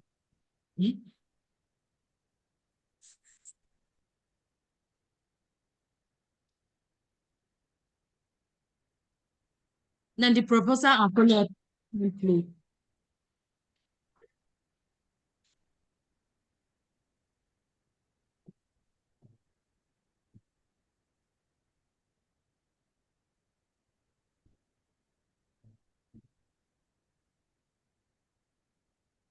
So this is a master pipeline tracker mock-up that is created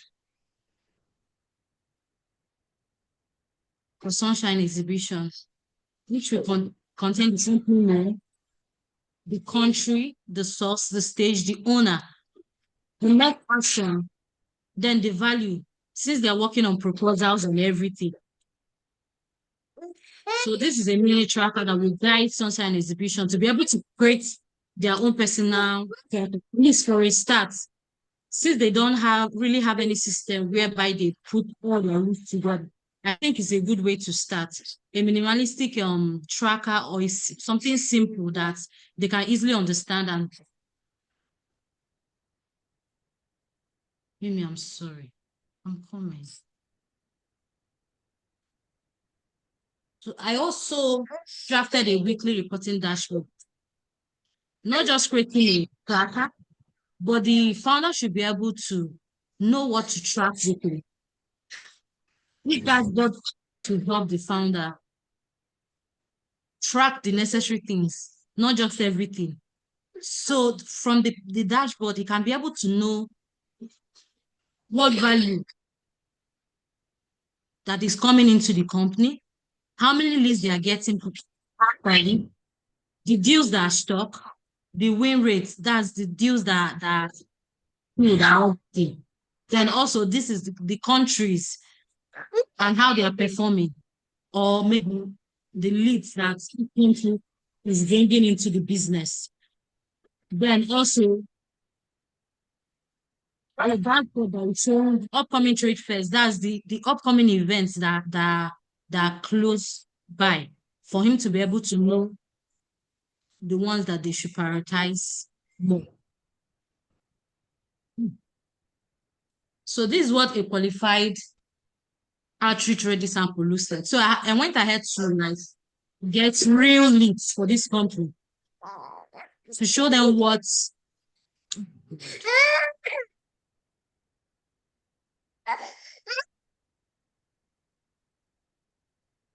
so I went ahead to get real leads for this company. Mizuki now. Mizuki, I'm doing something.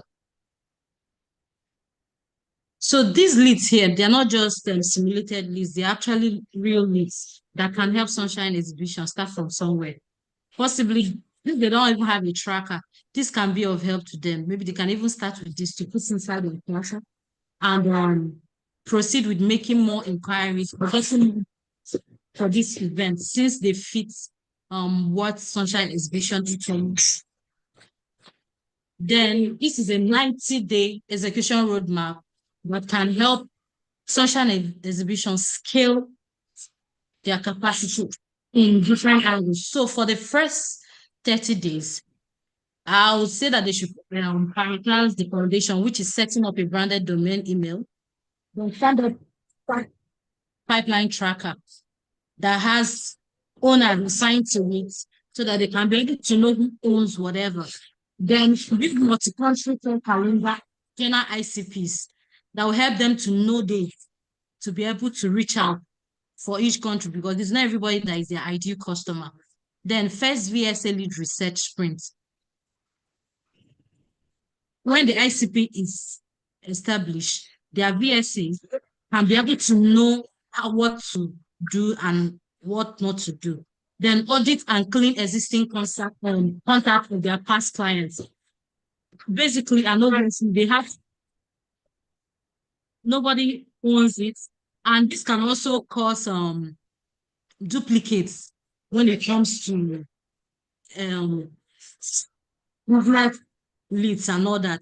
So if they're able to audit everything, because they'll be able to know those they've worked with, they'll be able to know that it's actually the sales personnel, that these are old clients or returning clients, and be able to know how to follow them based on upcoming events. So this will be a guide.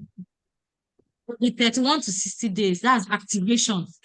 Launch a proactive outreach. We have most of the things in play. Build case study libraries. Populate tracker with active plus dormant leads. Start weekly pipeline reviews, whereby the CEO can be able to get clear reviews on what has been done in the week and where is stuck. Then for 60 to 90 days, optimizing whatever they do from 30 days to 50 days. That's launching retention workflows, reporting dashboards that will not be live, whereby whatever they are doing, the CEO is seeing. No more asks for report and all that. He'll be able to see whatever that is going on at that point. Then referral plus rebuking cadence for past clients. SOP library finalize for leads to deliver hands-on. Then 90-day review, pipeline health and target health. So founder support recommendation. Move us that domain mail with SPF demand so that leads can be able to take them serious. Since they are expanding beyond Nigeria, adopt a free tier CRM. You can use Zoho or any other one. Even if they cannot afford Zoho, they can also use WhatsApp, Google Sheets for a start, or Excel, whatever that they can use. Then VSA-led research. For now, I think I will only mention two. Can see them in study. First of all, they should go to a branded domain to help their outreaches to be more qualified and to be taken more serious and to be able to generate more leads, because it will also affect revenue positively. Then in conclusion, the craftsmanship already tells you. So basically why we did this capacity build is for to be able to gain his capacity back, to be able to find more clients across Nigeria, who already work, but not just to change what makes Sunshine Exhibition good. Thank you. Yeah, Justina has taken all our time. Justina, you spent 20 minutes. Sorry. Out of 10 minutes. You're owing us 10 minutes. What do we do to you the more you're owing us now? Hmm? Ah, okay. Please, let's be time conscious, okay? Awesome. But so far, this is a strong presentation with a different flavor. I love your slides, very clean, in fact, very clean. But you could have condensed certain things. There's some information that you did not need to include, or that even if they were there, you don't need to spend so much time in talking about. So that's one of the things that I would say. But let's go straight into your evaluation because I want Oluchi to also present before we hand it today. Evaluation, executive summary. You did a great job. Please, can you give Justina a round of applause? Please, she did an absolute great job. Even though our baby was trying to disturb her, she still did a great job there. And I love the industry you selected. It's event, exhibition. That's a different flavor. And the fact that they are also scaling. So we've looked into small business, we've seen growing business, we've seen a scaling business also, and how founder dependencies still affect scaling businesses. So that's a good one. It shows us a different angle, even beyond what what we've always talked about. So now it's not just, oh, it's small businesses or a business within this range that might be experiencing dependencies or bottlenecks in their growth. We can say that even a scaling business with multiple locations, cross-border, cross-country, might still be limited by dependencies, founder dependencies, and most importantly, fragmented sales processes. So that was an excellent one there. And the inconsistency in their lead management is also a result of their founder dependencies. Because if the founder can actually, if he has systems in place, visibility is not going to be a problem. Lead management, lead pipeline management will be more trackable and they will know where their leakage might be. And I like the fact that you even went a step further to do some lead research that you can show them. Please, I would say this is something you also want to show to the management team so we can look into what are the best way for us to put together a strategy that will help us get into the forefront of this organization management so you can present this to them. But I also like your RevOps framework. I know it's one of the things that we have really talked very much about within our system, but I love the fact that I'm saying it again. So that's a very good one. The reporting dashboard, your trackers, you have all the systems. This is your portfolio already, so that's a great one. Please give her a round of applause once again. This is also another distinction level research, distinction level presentation. You understood the business, you took your time to research the business, you understood the business model, not only just the industry, you understood the customer profile, you even understand their growth limitation and expansion strategy, and even the revenue model. I think this is a very good understanding of the business that you've demonstrated here. Then the diagnosis, you also did a great job here. Uh, yes, identify founder dependencies, identify poor CRM discipline when the sales is fragmented. Definitely, it means that they do not have a structured CRM or tracking system within the organization. So that's a very good one there. And your recommendations, yes, they're also very practical. They can be prioritized, more prioritized, streamlined, but you definitely were able to connect them to the constraints that you've identified previously, and you emphasizing on RevOps.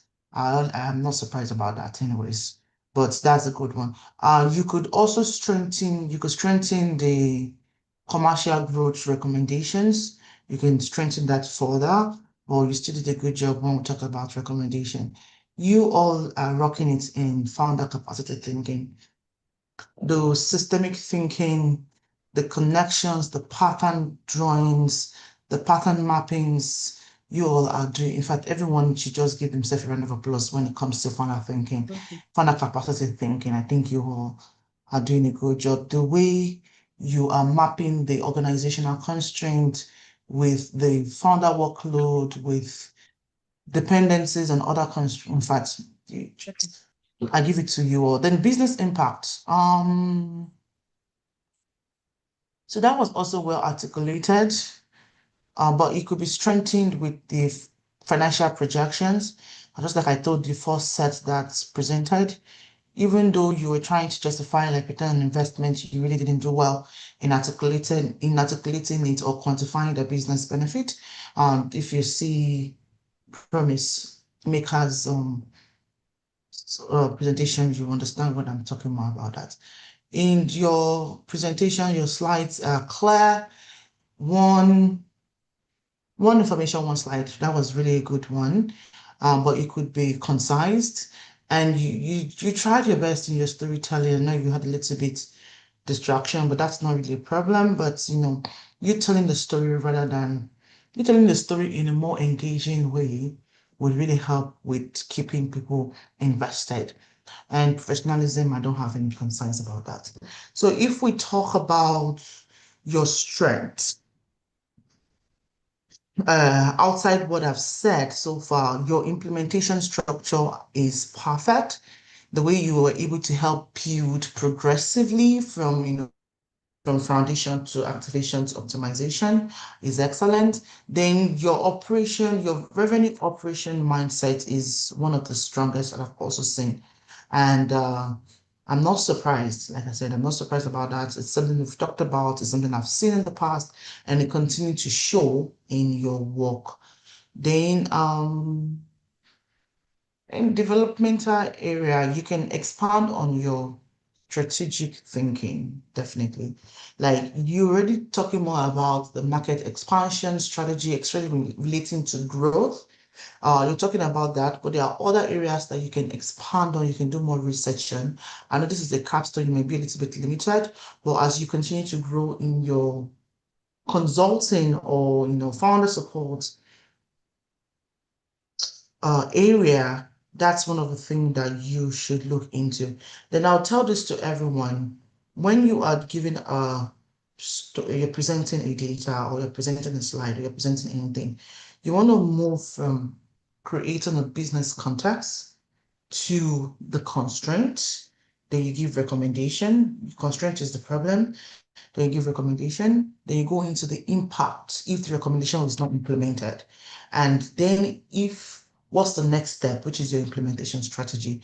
That helps you in telling the story rather than just reading through the slides.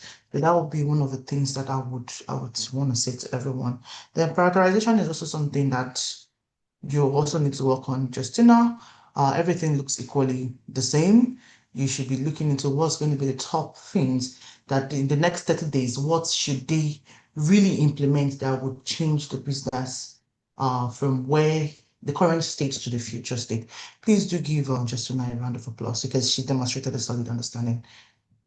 Revenue hubs, organizational systems, that was a great one. That was a great one. Barrister, do you have anything to say? Yes, quickly, I would commend the presenter because she stayed sort of calm even in the face of the distraction from my earphones, and that's a good one. Then quickly, Florence has said everything, but the only thing I just noticed was not anything wrong with your presentation, but the particular business you are touch lighting on, and I feel like you did well with pointing out what you call the pain points, and where I had concern a little bit was for the business was like I saw it from the angle that if a business that you, so in your presentation you claim that it's a mid to large size of business, and for a business that has a clientele level like Dangote and Ope and the rest that you listed, I felt that for them not to have a good structure tracker is a major concern. Most businesses now that are evolving well and all of that do not just leave their leads to their trackers rather to WhatsApp and all of that. And you're also able to point out some cadences for the business whereby I think you talk about leads could go cold where there are no prompts, and all of this just basically points to the fact that you understood the assignment.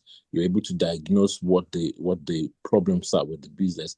So, and I feel like what you should just do after now is probably find a way to speak with management and turn this your presentation to a pitch deck with the company, and that's it.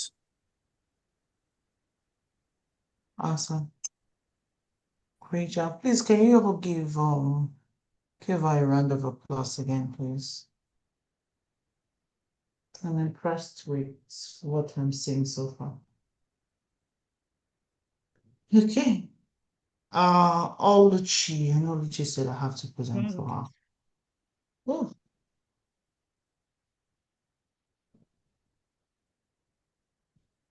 I'm trying to get your slides.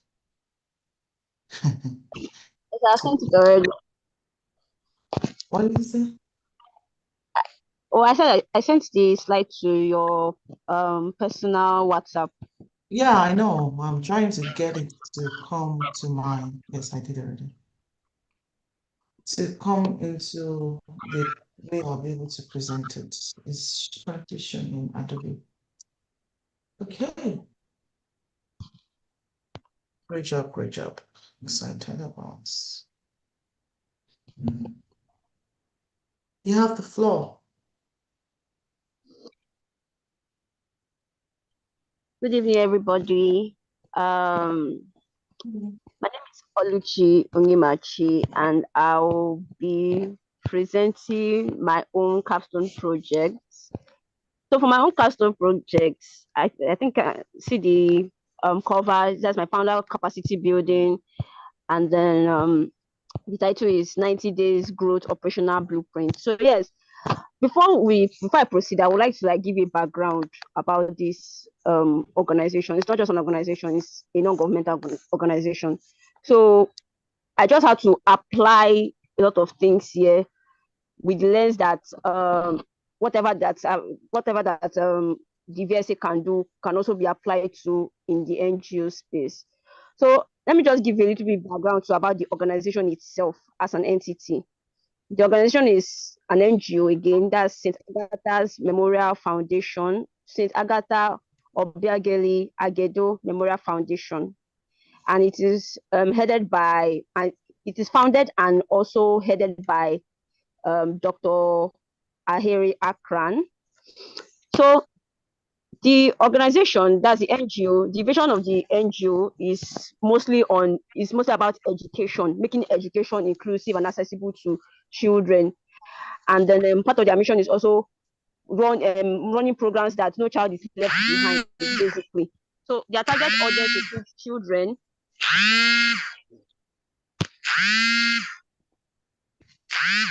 Their target audience includes children and families from low earning backgrounds, as well as people living with disabilities. Then some of their current programs includes No Child Left Behind Initiative, the Agatha Obiageli Learning Center, and then the Special Stories Africa, which is actually a YouTube channel. So one of their revenue models, which they currently run on particularly, is donations. That's their prime revenue model at the moment, alongside individual donations and whenever they can, fundraising. So I had opportunity to talk to the founder at some point, and from what she said, I noticed that there were a lot of gaps. Like there were a lot of gaps in the there are a lot of gaps when it comes to operations, but from what I heard when we had our conversation, I could tell that it was mostly on revenue. But then I'll get right back to that one. So part of our goals as a founder was to reach more beneficiaries, increase funding, while also building strategic partnerships and improving operational efficiency. Now, I mentioned the gaps that we talked about when I had a conversation with her. I identified up to 5 gaps. One of the gaps was operational growth gap, the revenue growth gap, the CRM growth gap, as well as the communications growth gap and the data and performance gap. So I noticed that she, as the founder, was literally not just the founder, she was the CEO, she was the COO, she was virtually doing everything. She was the chief fundraising officer. She's one that will generate the lead, she's one that builds the partnership. She's literally doing everything as the CEO. So because of she didn't having to do everything, there were a lot of gaps, there's a lot of lacunas that is being left behind. And of course, because of this gap, growth has been slow.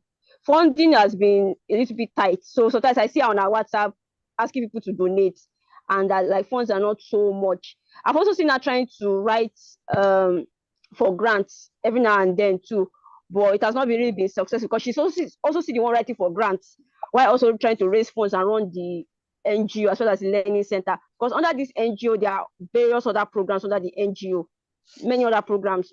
I only mentioned about 3 of those that are currently active. So some of them she had to let them be for a while, like stall them. So those are the issues that she has. You can see it under the growth gap identified, the issues and the operational gaps as well as other gaps that have been highlighted. Now, to the diagnosis summary, I had to do this diagnosis summary because I know she's someone that is extremely busy. She's always traveling. So I had to just do this to allow her have a preview without me needing to do a lot of stories. And of course, she knows the issue already, but I just needed to do this diagnosis summary for her to have a background and maybe visualize it a little bit more. So the operations gap, that's the key gap, is manual processing, and then it has affected it has reduced efficiency. I don't really want to go too much into details because of time, but you can read it on the diagnosis summary slide. So then for the challenges and capacity assessment as well as growth opportunities slide, one of the challenges that I highlighted here is the manual task management, of which the growth of opportunity is to implement a project management system. So these are some of the challenges that I noticed and some of the solutions I proposed. So that's implementation of project management system, build a structured donor engagement workflow, introduce a centralized donor CRM, as well as other things that will make the work easier. As I had mentioned, all the gaps and the challenges that have been highlighted before, I tried to profile solutions and a way out for her in a way that she can easily visualize. So now to the founder operating system, I highlighted 5 gaps, but then I chose two gaps to really emphasize on, which one is the operating gap as well as the revenue gaps. So for the founder operating system, for her, I am proposing here that to increase the founder's capacity, routine administrative and operational responsibilities should be delegated primarily. I didn't want to mention the VSA here, but if I'm going to have a conversation with her, I would actually talk about she having to relinquish operational duties to somebody else so that she can focus more on executive duties and maybe have a little bit more time to build on relationships. So she can also have time to maybe revive the other initiatives she has as well. So for the operating responsibilities delegated, we have the executive scheduling, inbox management, CRM administration, donor relationship follow-up, weekly reporting, meeting logistics, and so on. Then for the revenue operation workflow, which is going to be my main highlight when talking to her, because from what she said, revenue is her biggest problem at the moment. She's constantly looking for funds, and I know that if she's able to find a way to increase her revenue, she will have time to also focus on other things and maybe gradually relieve herself by delegating to other people. So I'm trying to allow her visualize the revenue operations that will be introduced to her. I had to do this workflow map. That's revenue operations workflow. We have the prospective. We identify the prospective donor. We conduct research. We do the qualification, CRM entry, meeting schedule, proposal sent, follow-up, donation received, acknowledgement, impact reports, then long-term donor relationship. Now, because of this, the type of industry we're in, or let me just call it a sector, it is very, very important that we show evidence to our donors. We can't just take funds like that without showing evidence. And then I noticed that aside follow up, there's another issue of like being able to document what the revenue was used for. For instance, she uses her personal LinkedIn to tell stories, but I would actually, in this case, I would propose that she would open an official page for the NGO where donors can follow through or follow up on activities, and they can be tagged to their activities directly. Then I also say that she should have a website where they can easily upload events and all that they can donors and prospective donors to can follow up on as well. So I'll move on to the SOP lead qualification. That's we have a new lead, research organization, the assets alignment, assign priority, add to CRM, schedule follow up, and update status. So when I'm talking to her, I'm going to introduce this solution with also maybe I'm not going to be too shy to recommend that I can step in, but then I will tell her it is best if she gives these roles to someone that can take it up from her so she can do other things. Then for the SOP2, we have the weekly founder reports. Now, again, I said she's a very, very busy person. She's not always available because she's also a lecturer. So every Monday, I know she's always like, she likes to go to the official office. That's her office venue every Monday. So every Monday she'll be giving a report as like on as at due, which is that's every Monday. So we have on that in the report we will review the CRM, the pipeline updates, the meeting scheduled, the outstanding tasks, fundraising status, and risks, as well as recommendations. So because of we don't want to waste our time, we don't want to do a lot of she's very busy. This is going to be the report format, especially when it comes to revenue operations and generation. This is going to be the report system that we'll be using for her. Now, next slide. So again, if you look back to one of the slides that was shown before, there's an issue when I talked about operational deficiency and all. There's a particular place where I mentioned the challenge there was manual management, manual task operations. Everything about her NGO currently is manually operated. It's more like she has to be there for things to go. She has to be called for things to go. And because of this thing, it's very, very difficult for decisions to be made on time. And then I don't think I mentioned it earlier, but she has a board of directors, but that's just board of directors, nothing, no operational system or anything. So basically, she's the only operational system that exists. She's the entity that manages the operations of the organization. So for us to create a little bit more efficiency and a little bit easier workflow, there'll be a little bit of AI and automation introduction to the NGO. So we have the ChatGPT 2, Notion AI, Google Workspace, the Google Calendar, ClickUp, HubSpot CRM, Zapier, Google Form, and Google Sheets. Now, each and every one of these AI and tools, automation tools, have specific roles they are playing. I don't want to go too deep into it, but you can use the AI ChatGPT for research and for qualification. For research, basically, you can use the Notion AI to also plan. The Google Workspace can also be used to coordinate meetings, as well as the Google Calendar can be used to manage tasks. Then the Google Forms and the Google Sheets too are very, very important in collecting data and qualifying and recording data and follow-ups as well. Then we have the automation demo flow. I did a demo flow for her to visualize the new operational system that will be set up. So you have the donor inquiry, auto response, the CRM updates, the reminder created, and then the founder notified. So now, instead of her being at the beginning to the end, she's going to just be coming in at the end, which is where she's mostly needed when it comes to approval. So it's going to really, really take it's going to really ease her work at this point. Now, I want to move on to the weekly dashboard. The weekly dashboard is just basically what is expected from the new operating system. So we have our KPIs, number of new donor leads, the meeting booked, follow-ups completed, partnership conversations, donor value, conversion rate, tasks completed, and pending actions. So each and every one of these weekly dashboard will have numbers attached to them with specific this is the KPI, this is our key performance index for the week. This is how we know we are doing very well. The numbers have to be increasing, so it can also be reassuring to her that yes, that things are moving on or moving up.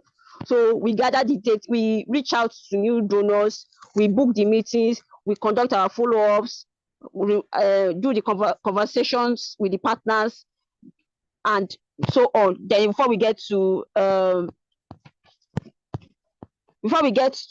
having to inform her, tasks completed and pending actions. So now I'm going to the 30 to 60, 90 days plan. So for the first 30 days, I'll be having the I'll be having the audit. It's supposed to be an audit. Then the CRM setup, the workflow documentation, the inbox organization, and task management. So that's what will be done for the first 30 days.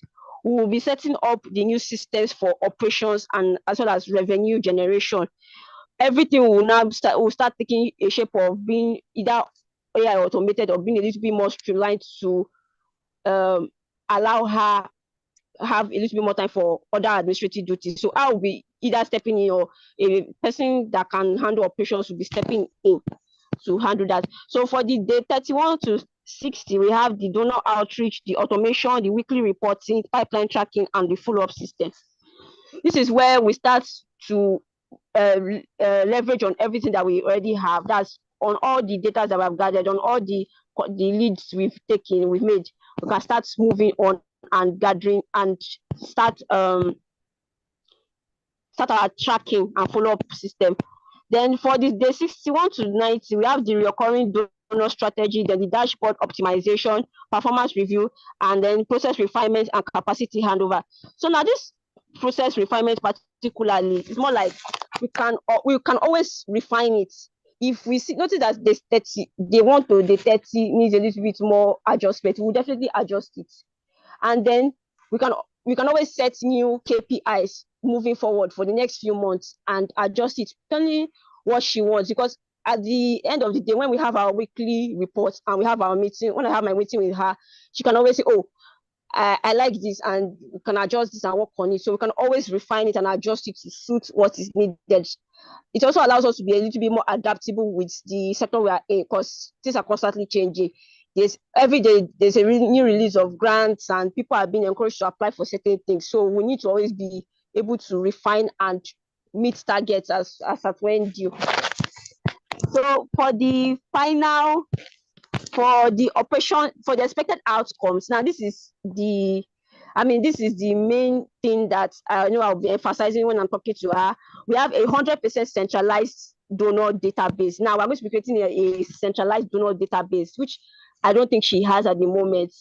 So everything will be in a database. It's not just going to be on a personal contact basis, but it will be in a centralized database, whether it is a Google Sheet or something of that sort. So we have reduced administrative workload for the founder, which is one of my priorities with this work here. Then faster response time to donor inquiries, very important. Improve donor follow-up consistency, better visibility into fundraising pipelines, increase operational efficiency, stronger accountability and reporting, scalable systems to support organizational growth. Now, I should have mentioned this from the beginning, but I need to highlight the fact that this organization is not a new organization. It has been in existence for 14 years. And I would like to say one of their strengths at the moment is that they actually have a good volunteer base. Yes.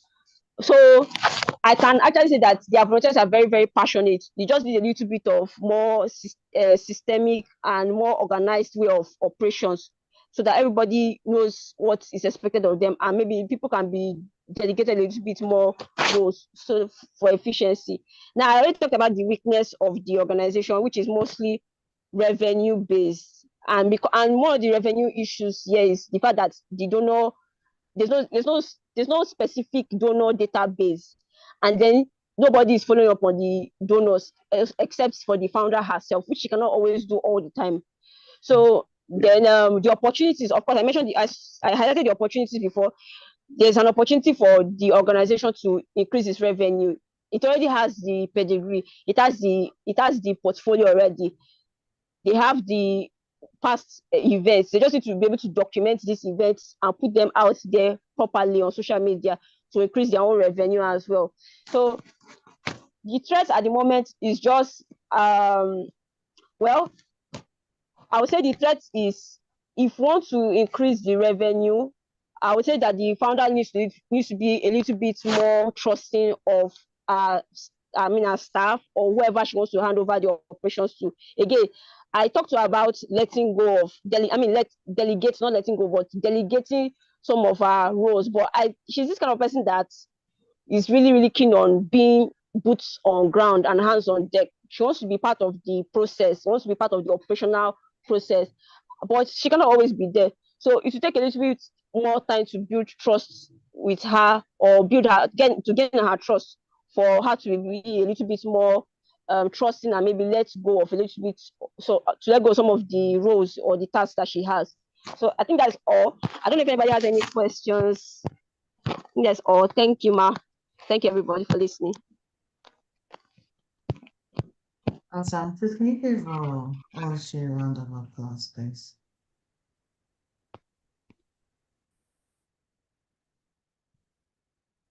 Where is the round of applause? I can't see it. Can you give her a round of applause? Can you give her a round of applause, please? Oh my God, it comes to the end of the, only Deborah is clapping for Oluchi.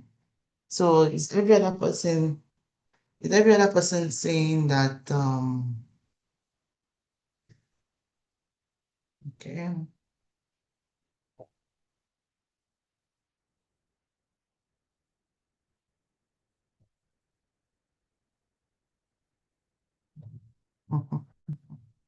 Yeah. Yeah, give her a round of applause. She did well. The fact that she even looked at it from a different angle, like the Angel. I know she asked us a question around Angel some time ago. Actually shows how much she's involved in it. Everyone cannot work for the same in the same industry, so there has to be some diversity of thought. I like the fact that I'm seeing this in all of your presentation. And yes, this is another work well done. Very good consulting, NGO consulting thinking, very good communication, very good breakdown. And I'm really impressed with what I've seen so far. Like, I'm so much impressed personally. This is a good job. I'm proud of you all. I'm proud of you all. My shoulder pad has increased to like 500 now. I'm proud of you all. But let's just do a quick evaluation of based on our rubric. So business understanding, absolutely great job there. You understand the business, you understand the NGO, you understand the industry, you understand the in and out, you even understand some of the challenges that NGO, are facing through business diagnosis. You understand the constraint. We're not just diagnosing organizational constraint and proposing operating systems. You really did notice some gaps, both organizational, founder based, leadership based, operational constraint, structural constraint, commercial constraint, clarity that needs to be fixed in that business. It has potential to do great. It has potential to do well, but it's just very much, the constraint is still very much, reliant on the founder is causing a lot of issue. And you identifying that constraint is absolutely the first step. Then your strategic thinking also very strong in NGO operational thinking. NGO is a little bit different. Sometimes they may not really lean more towards the commercial side of things, or their commercialization is a little bit different, is what I would say. The commercialization is a little bit different from traditional businesses, but yet you're able to, tie it to how can this business grow? How can this non-profit organization actually grow in regards to their donation, in regards to their revenue, in regards to their grants, and everything to sustain the programs that actually, bring about the impact and actualization of their vision. So that was a great job there. Founder capacity thinking, absolutely. There's not even need for me to say anything about that. Everyone in this cohort, everyone in this cohort, you all have the high founder capacity thinking, systemic thinking, that really goes well with your industry expertise, your strength, and it's evident in the way you present and in your materials too. The systemic thinking itself, the way you think in systems is also very evident, from the analysis to the workflow to you actually mapping out. To people in the to you actually mapping out your recommendations. That's very good. Executive communication. Yes, you did well. I know you were trying to manage time. You still didn't manage time because you were almost you and Justina. 14 slides. I already told 14 slides is going to take a lot of time. One slide, you spend at least 2 minutes in one slide. So that's the best way to calculate slides versus time. But that's fine. Next time, please work on that. So you still need to learn how to actually, you did tell the story. I think you did well in telling the story rather than reading the slides, but you still read the slides anyways. And professional readiness, professionalism, definitely this is something you should present. There's something you should present, and I just want to say great job to you. So I'll say, what impressed me the most, your strength, and this is not even just to you, I'll say for everyone at the beginning. I can remember clearly our first class, what your expectations were. If you all think back from what your expectations were and what you have, where you are today, you'd see a great difference. You see a great difference. Founder capacity is now almost a natural bread and butter for you all, and I'm proud of that.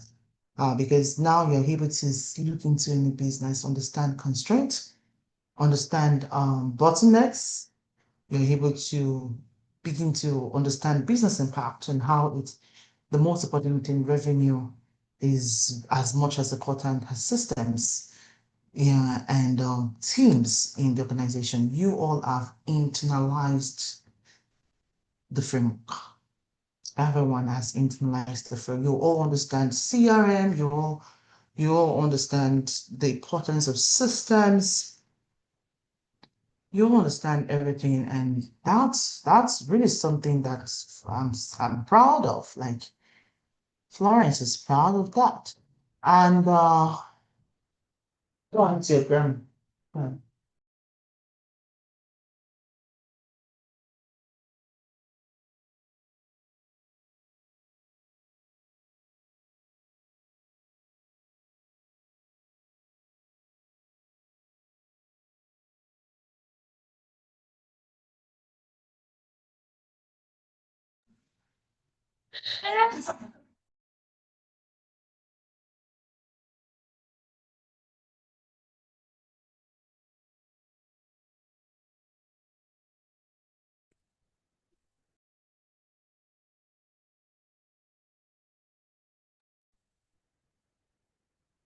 Uh, okay, that's fine. But overall, I'll say yes, this is a very good presentation. Everything is good. So your strength, is not what I so. Your strength, excellent founder discovery. We spoke directly with the founder. You did well with that. Founder capacity thinking, I've talked about that. Even the adaptation into the NGO sector, in fact, excellent job with that. Our system designs excellent job with that. Developmental areas is also, you can, even though it's NGO, you can still connect. You can still connect to business impact and the rest of things. I'm busy. I cannot stand the around. It's my turn. Then the recommendations to character.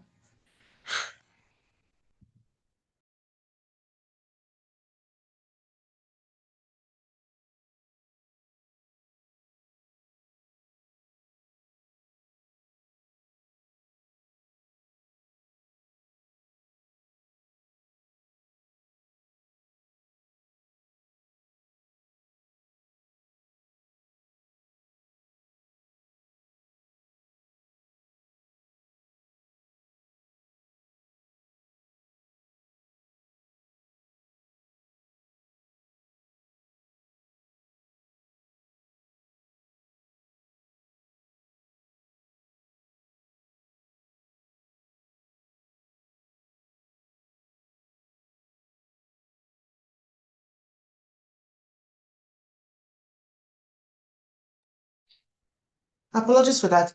So yeah, you can still quantify it, business impact and the rest of things, but you guys did great. You did great. There's nobody everybody's getting a certificate. Definitely you received the message. So, but please can you give Oluchi a round of applause again? Please. And apologies for my baby that's screaming, stopping us. And please, can you give yourself a round of applause? Please, can you give yourself a round of applause? Because this is great. This is good. This is excellent. This is. I'm proud of this cohorts. I know the first cohort didn't do defense. When you will say we didn't do defense. Well, at least it's part of the second cohort too. And but you heard it well. You heard it well. You did well. And I'm going to present the certificate. Everyone is definitely going to collect certificates, okay? So it's no longer conditional. You will have your certificate to be sent to your email address. You've fully graduated, fully certified, fully what again? Like fully everything that you can think of. Definitely your strengths are your strength is evident in finally is evident in the presentation. Let me see.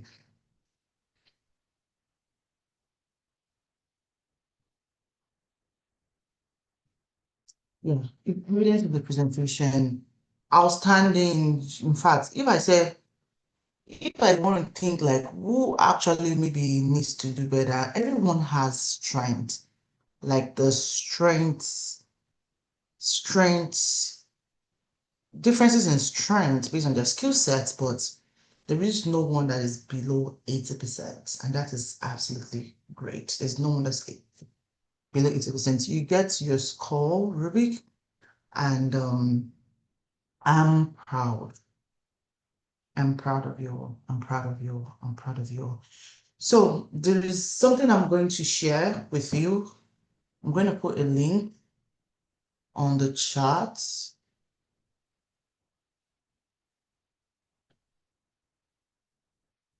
bavagroup.com/recipe. Awesome. Okay.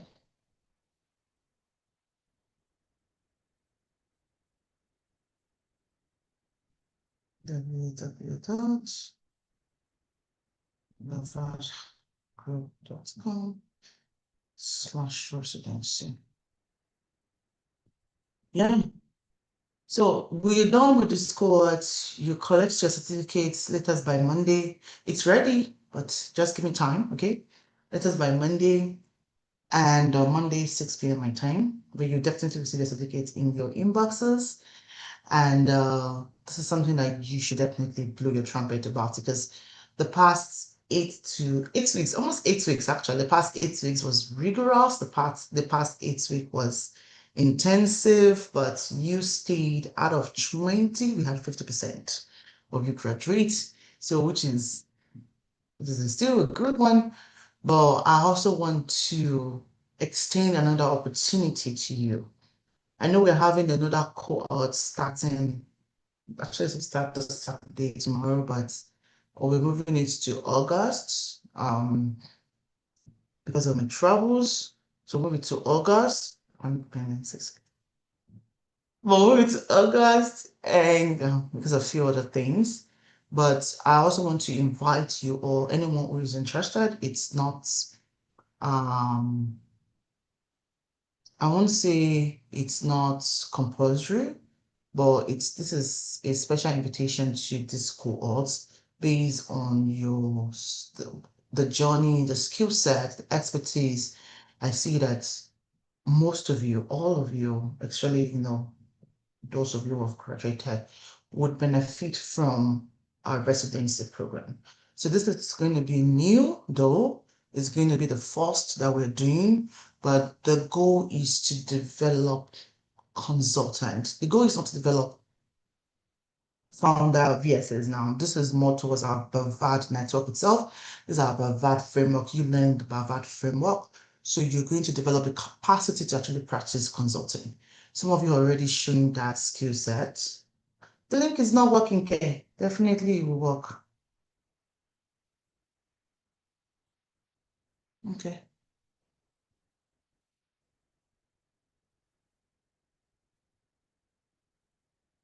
So this should work. So some of you are already showing the skill set, and this is highly selective. We're only going to, well, we're targeting about 15 people max for this course. It's going to be a 6-month intensive program. It's going to be a virtual residence. It's going to be selective. It doesn't matter your location, but it's going to start in November. It's not starting anytime soon. We're going to start in November. So why you have the privilege, right? Because you've gone through our framework. You've gone through our framework with VSA, not our framework with Bavard, which is a little bit different. But now I am opening up the Bavard Consulting Residency to you all. You'll be the first that I'll be introducing this to. So it's going to focus more on your professional development as a consultant. And this could also help you to, lead more into our associate network as we continue to develop our capabilities around this time. It's not a course. It's not an academic course. It's going to be, we talked about the mentorship program. So it's going to be a phase of our mentorship program, right? But more in a structured professional capability way. Feel free to share with friends, feel free to share with colleagues that you think will benefit from it.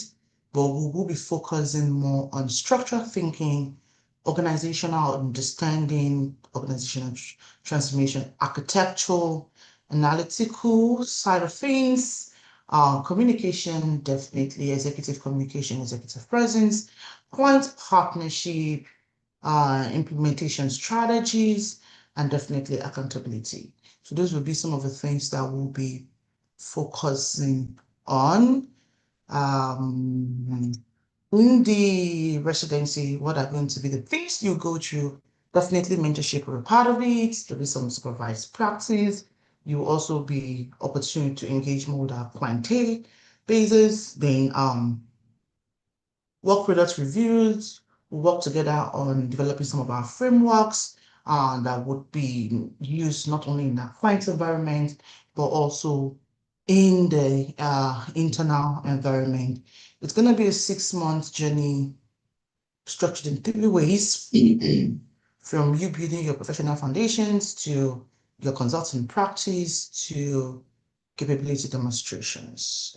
And if you are talking with every other person, you're wondering where's the best fit to apply, it's going to be anyone who has relevant background in business analysis, strategy, operations, maybe HR, organization development, IT, technology transformation, and various things. We have everything on the website, but those will not be a good fit is passive participation.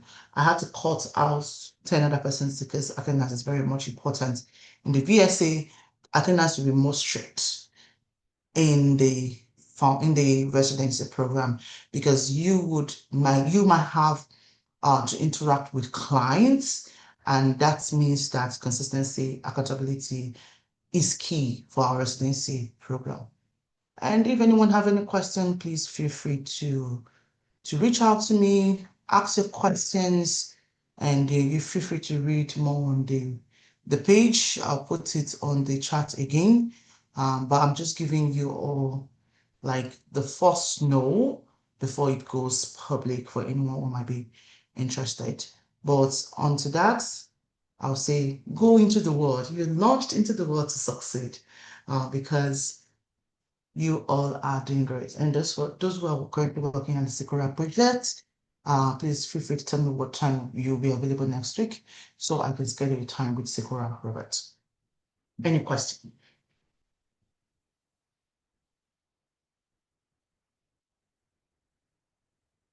Any question? I had to move my 3:30 meeting to 4 o'clock. So any question in the next 1 minute?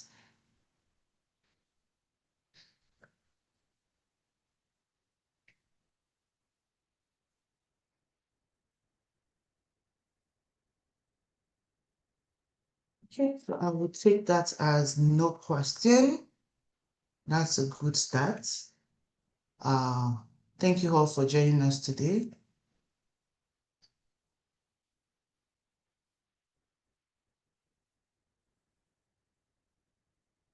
Please enjoy the rest of your day. The rank once. Bye-bye.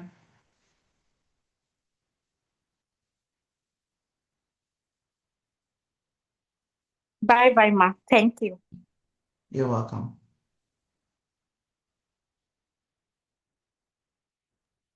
Hi, ma'am. Actually filling the form for the next cohort. That's I don't anything. Okay. There is no problem. So good night, ma'am. Good night.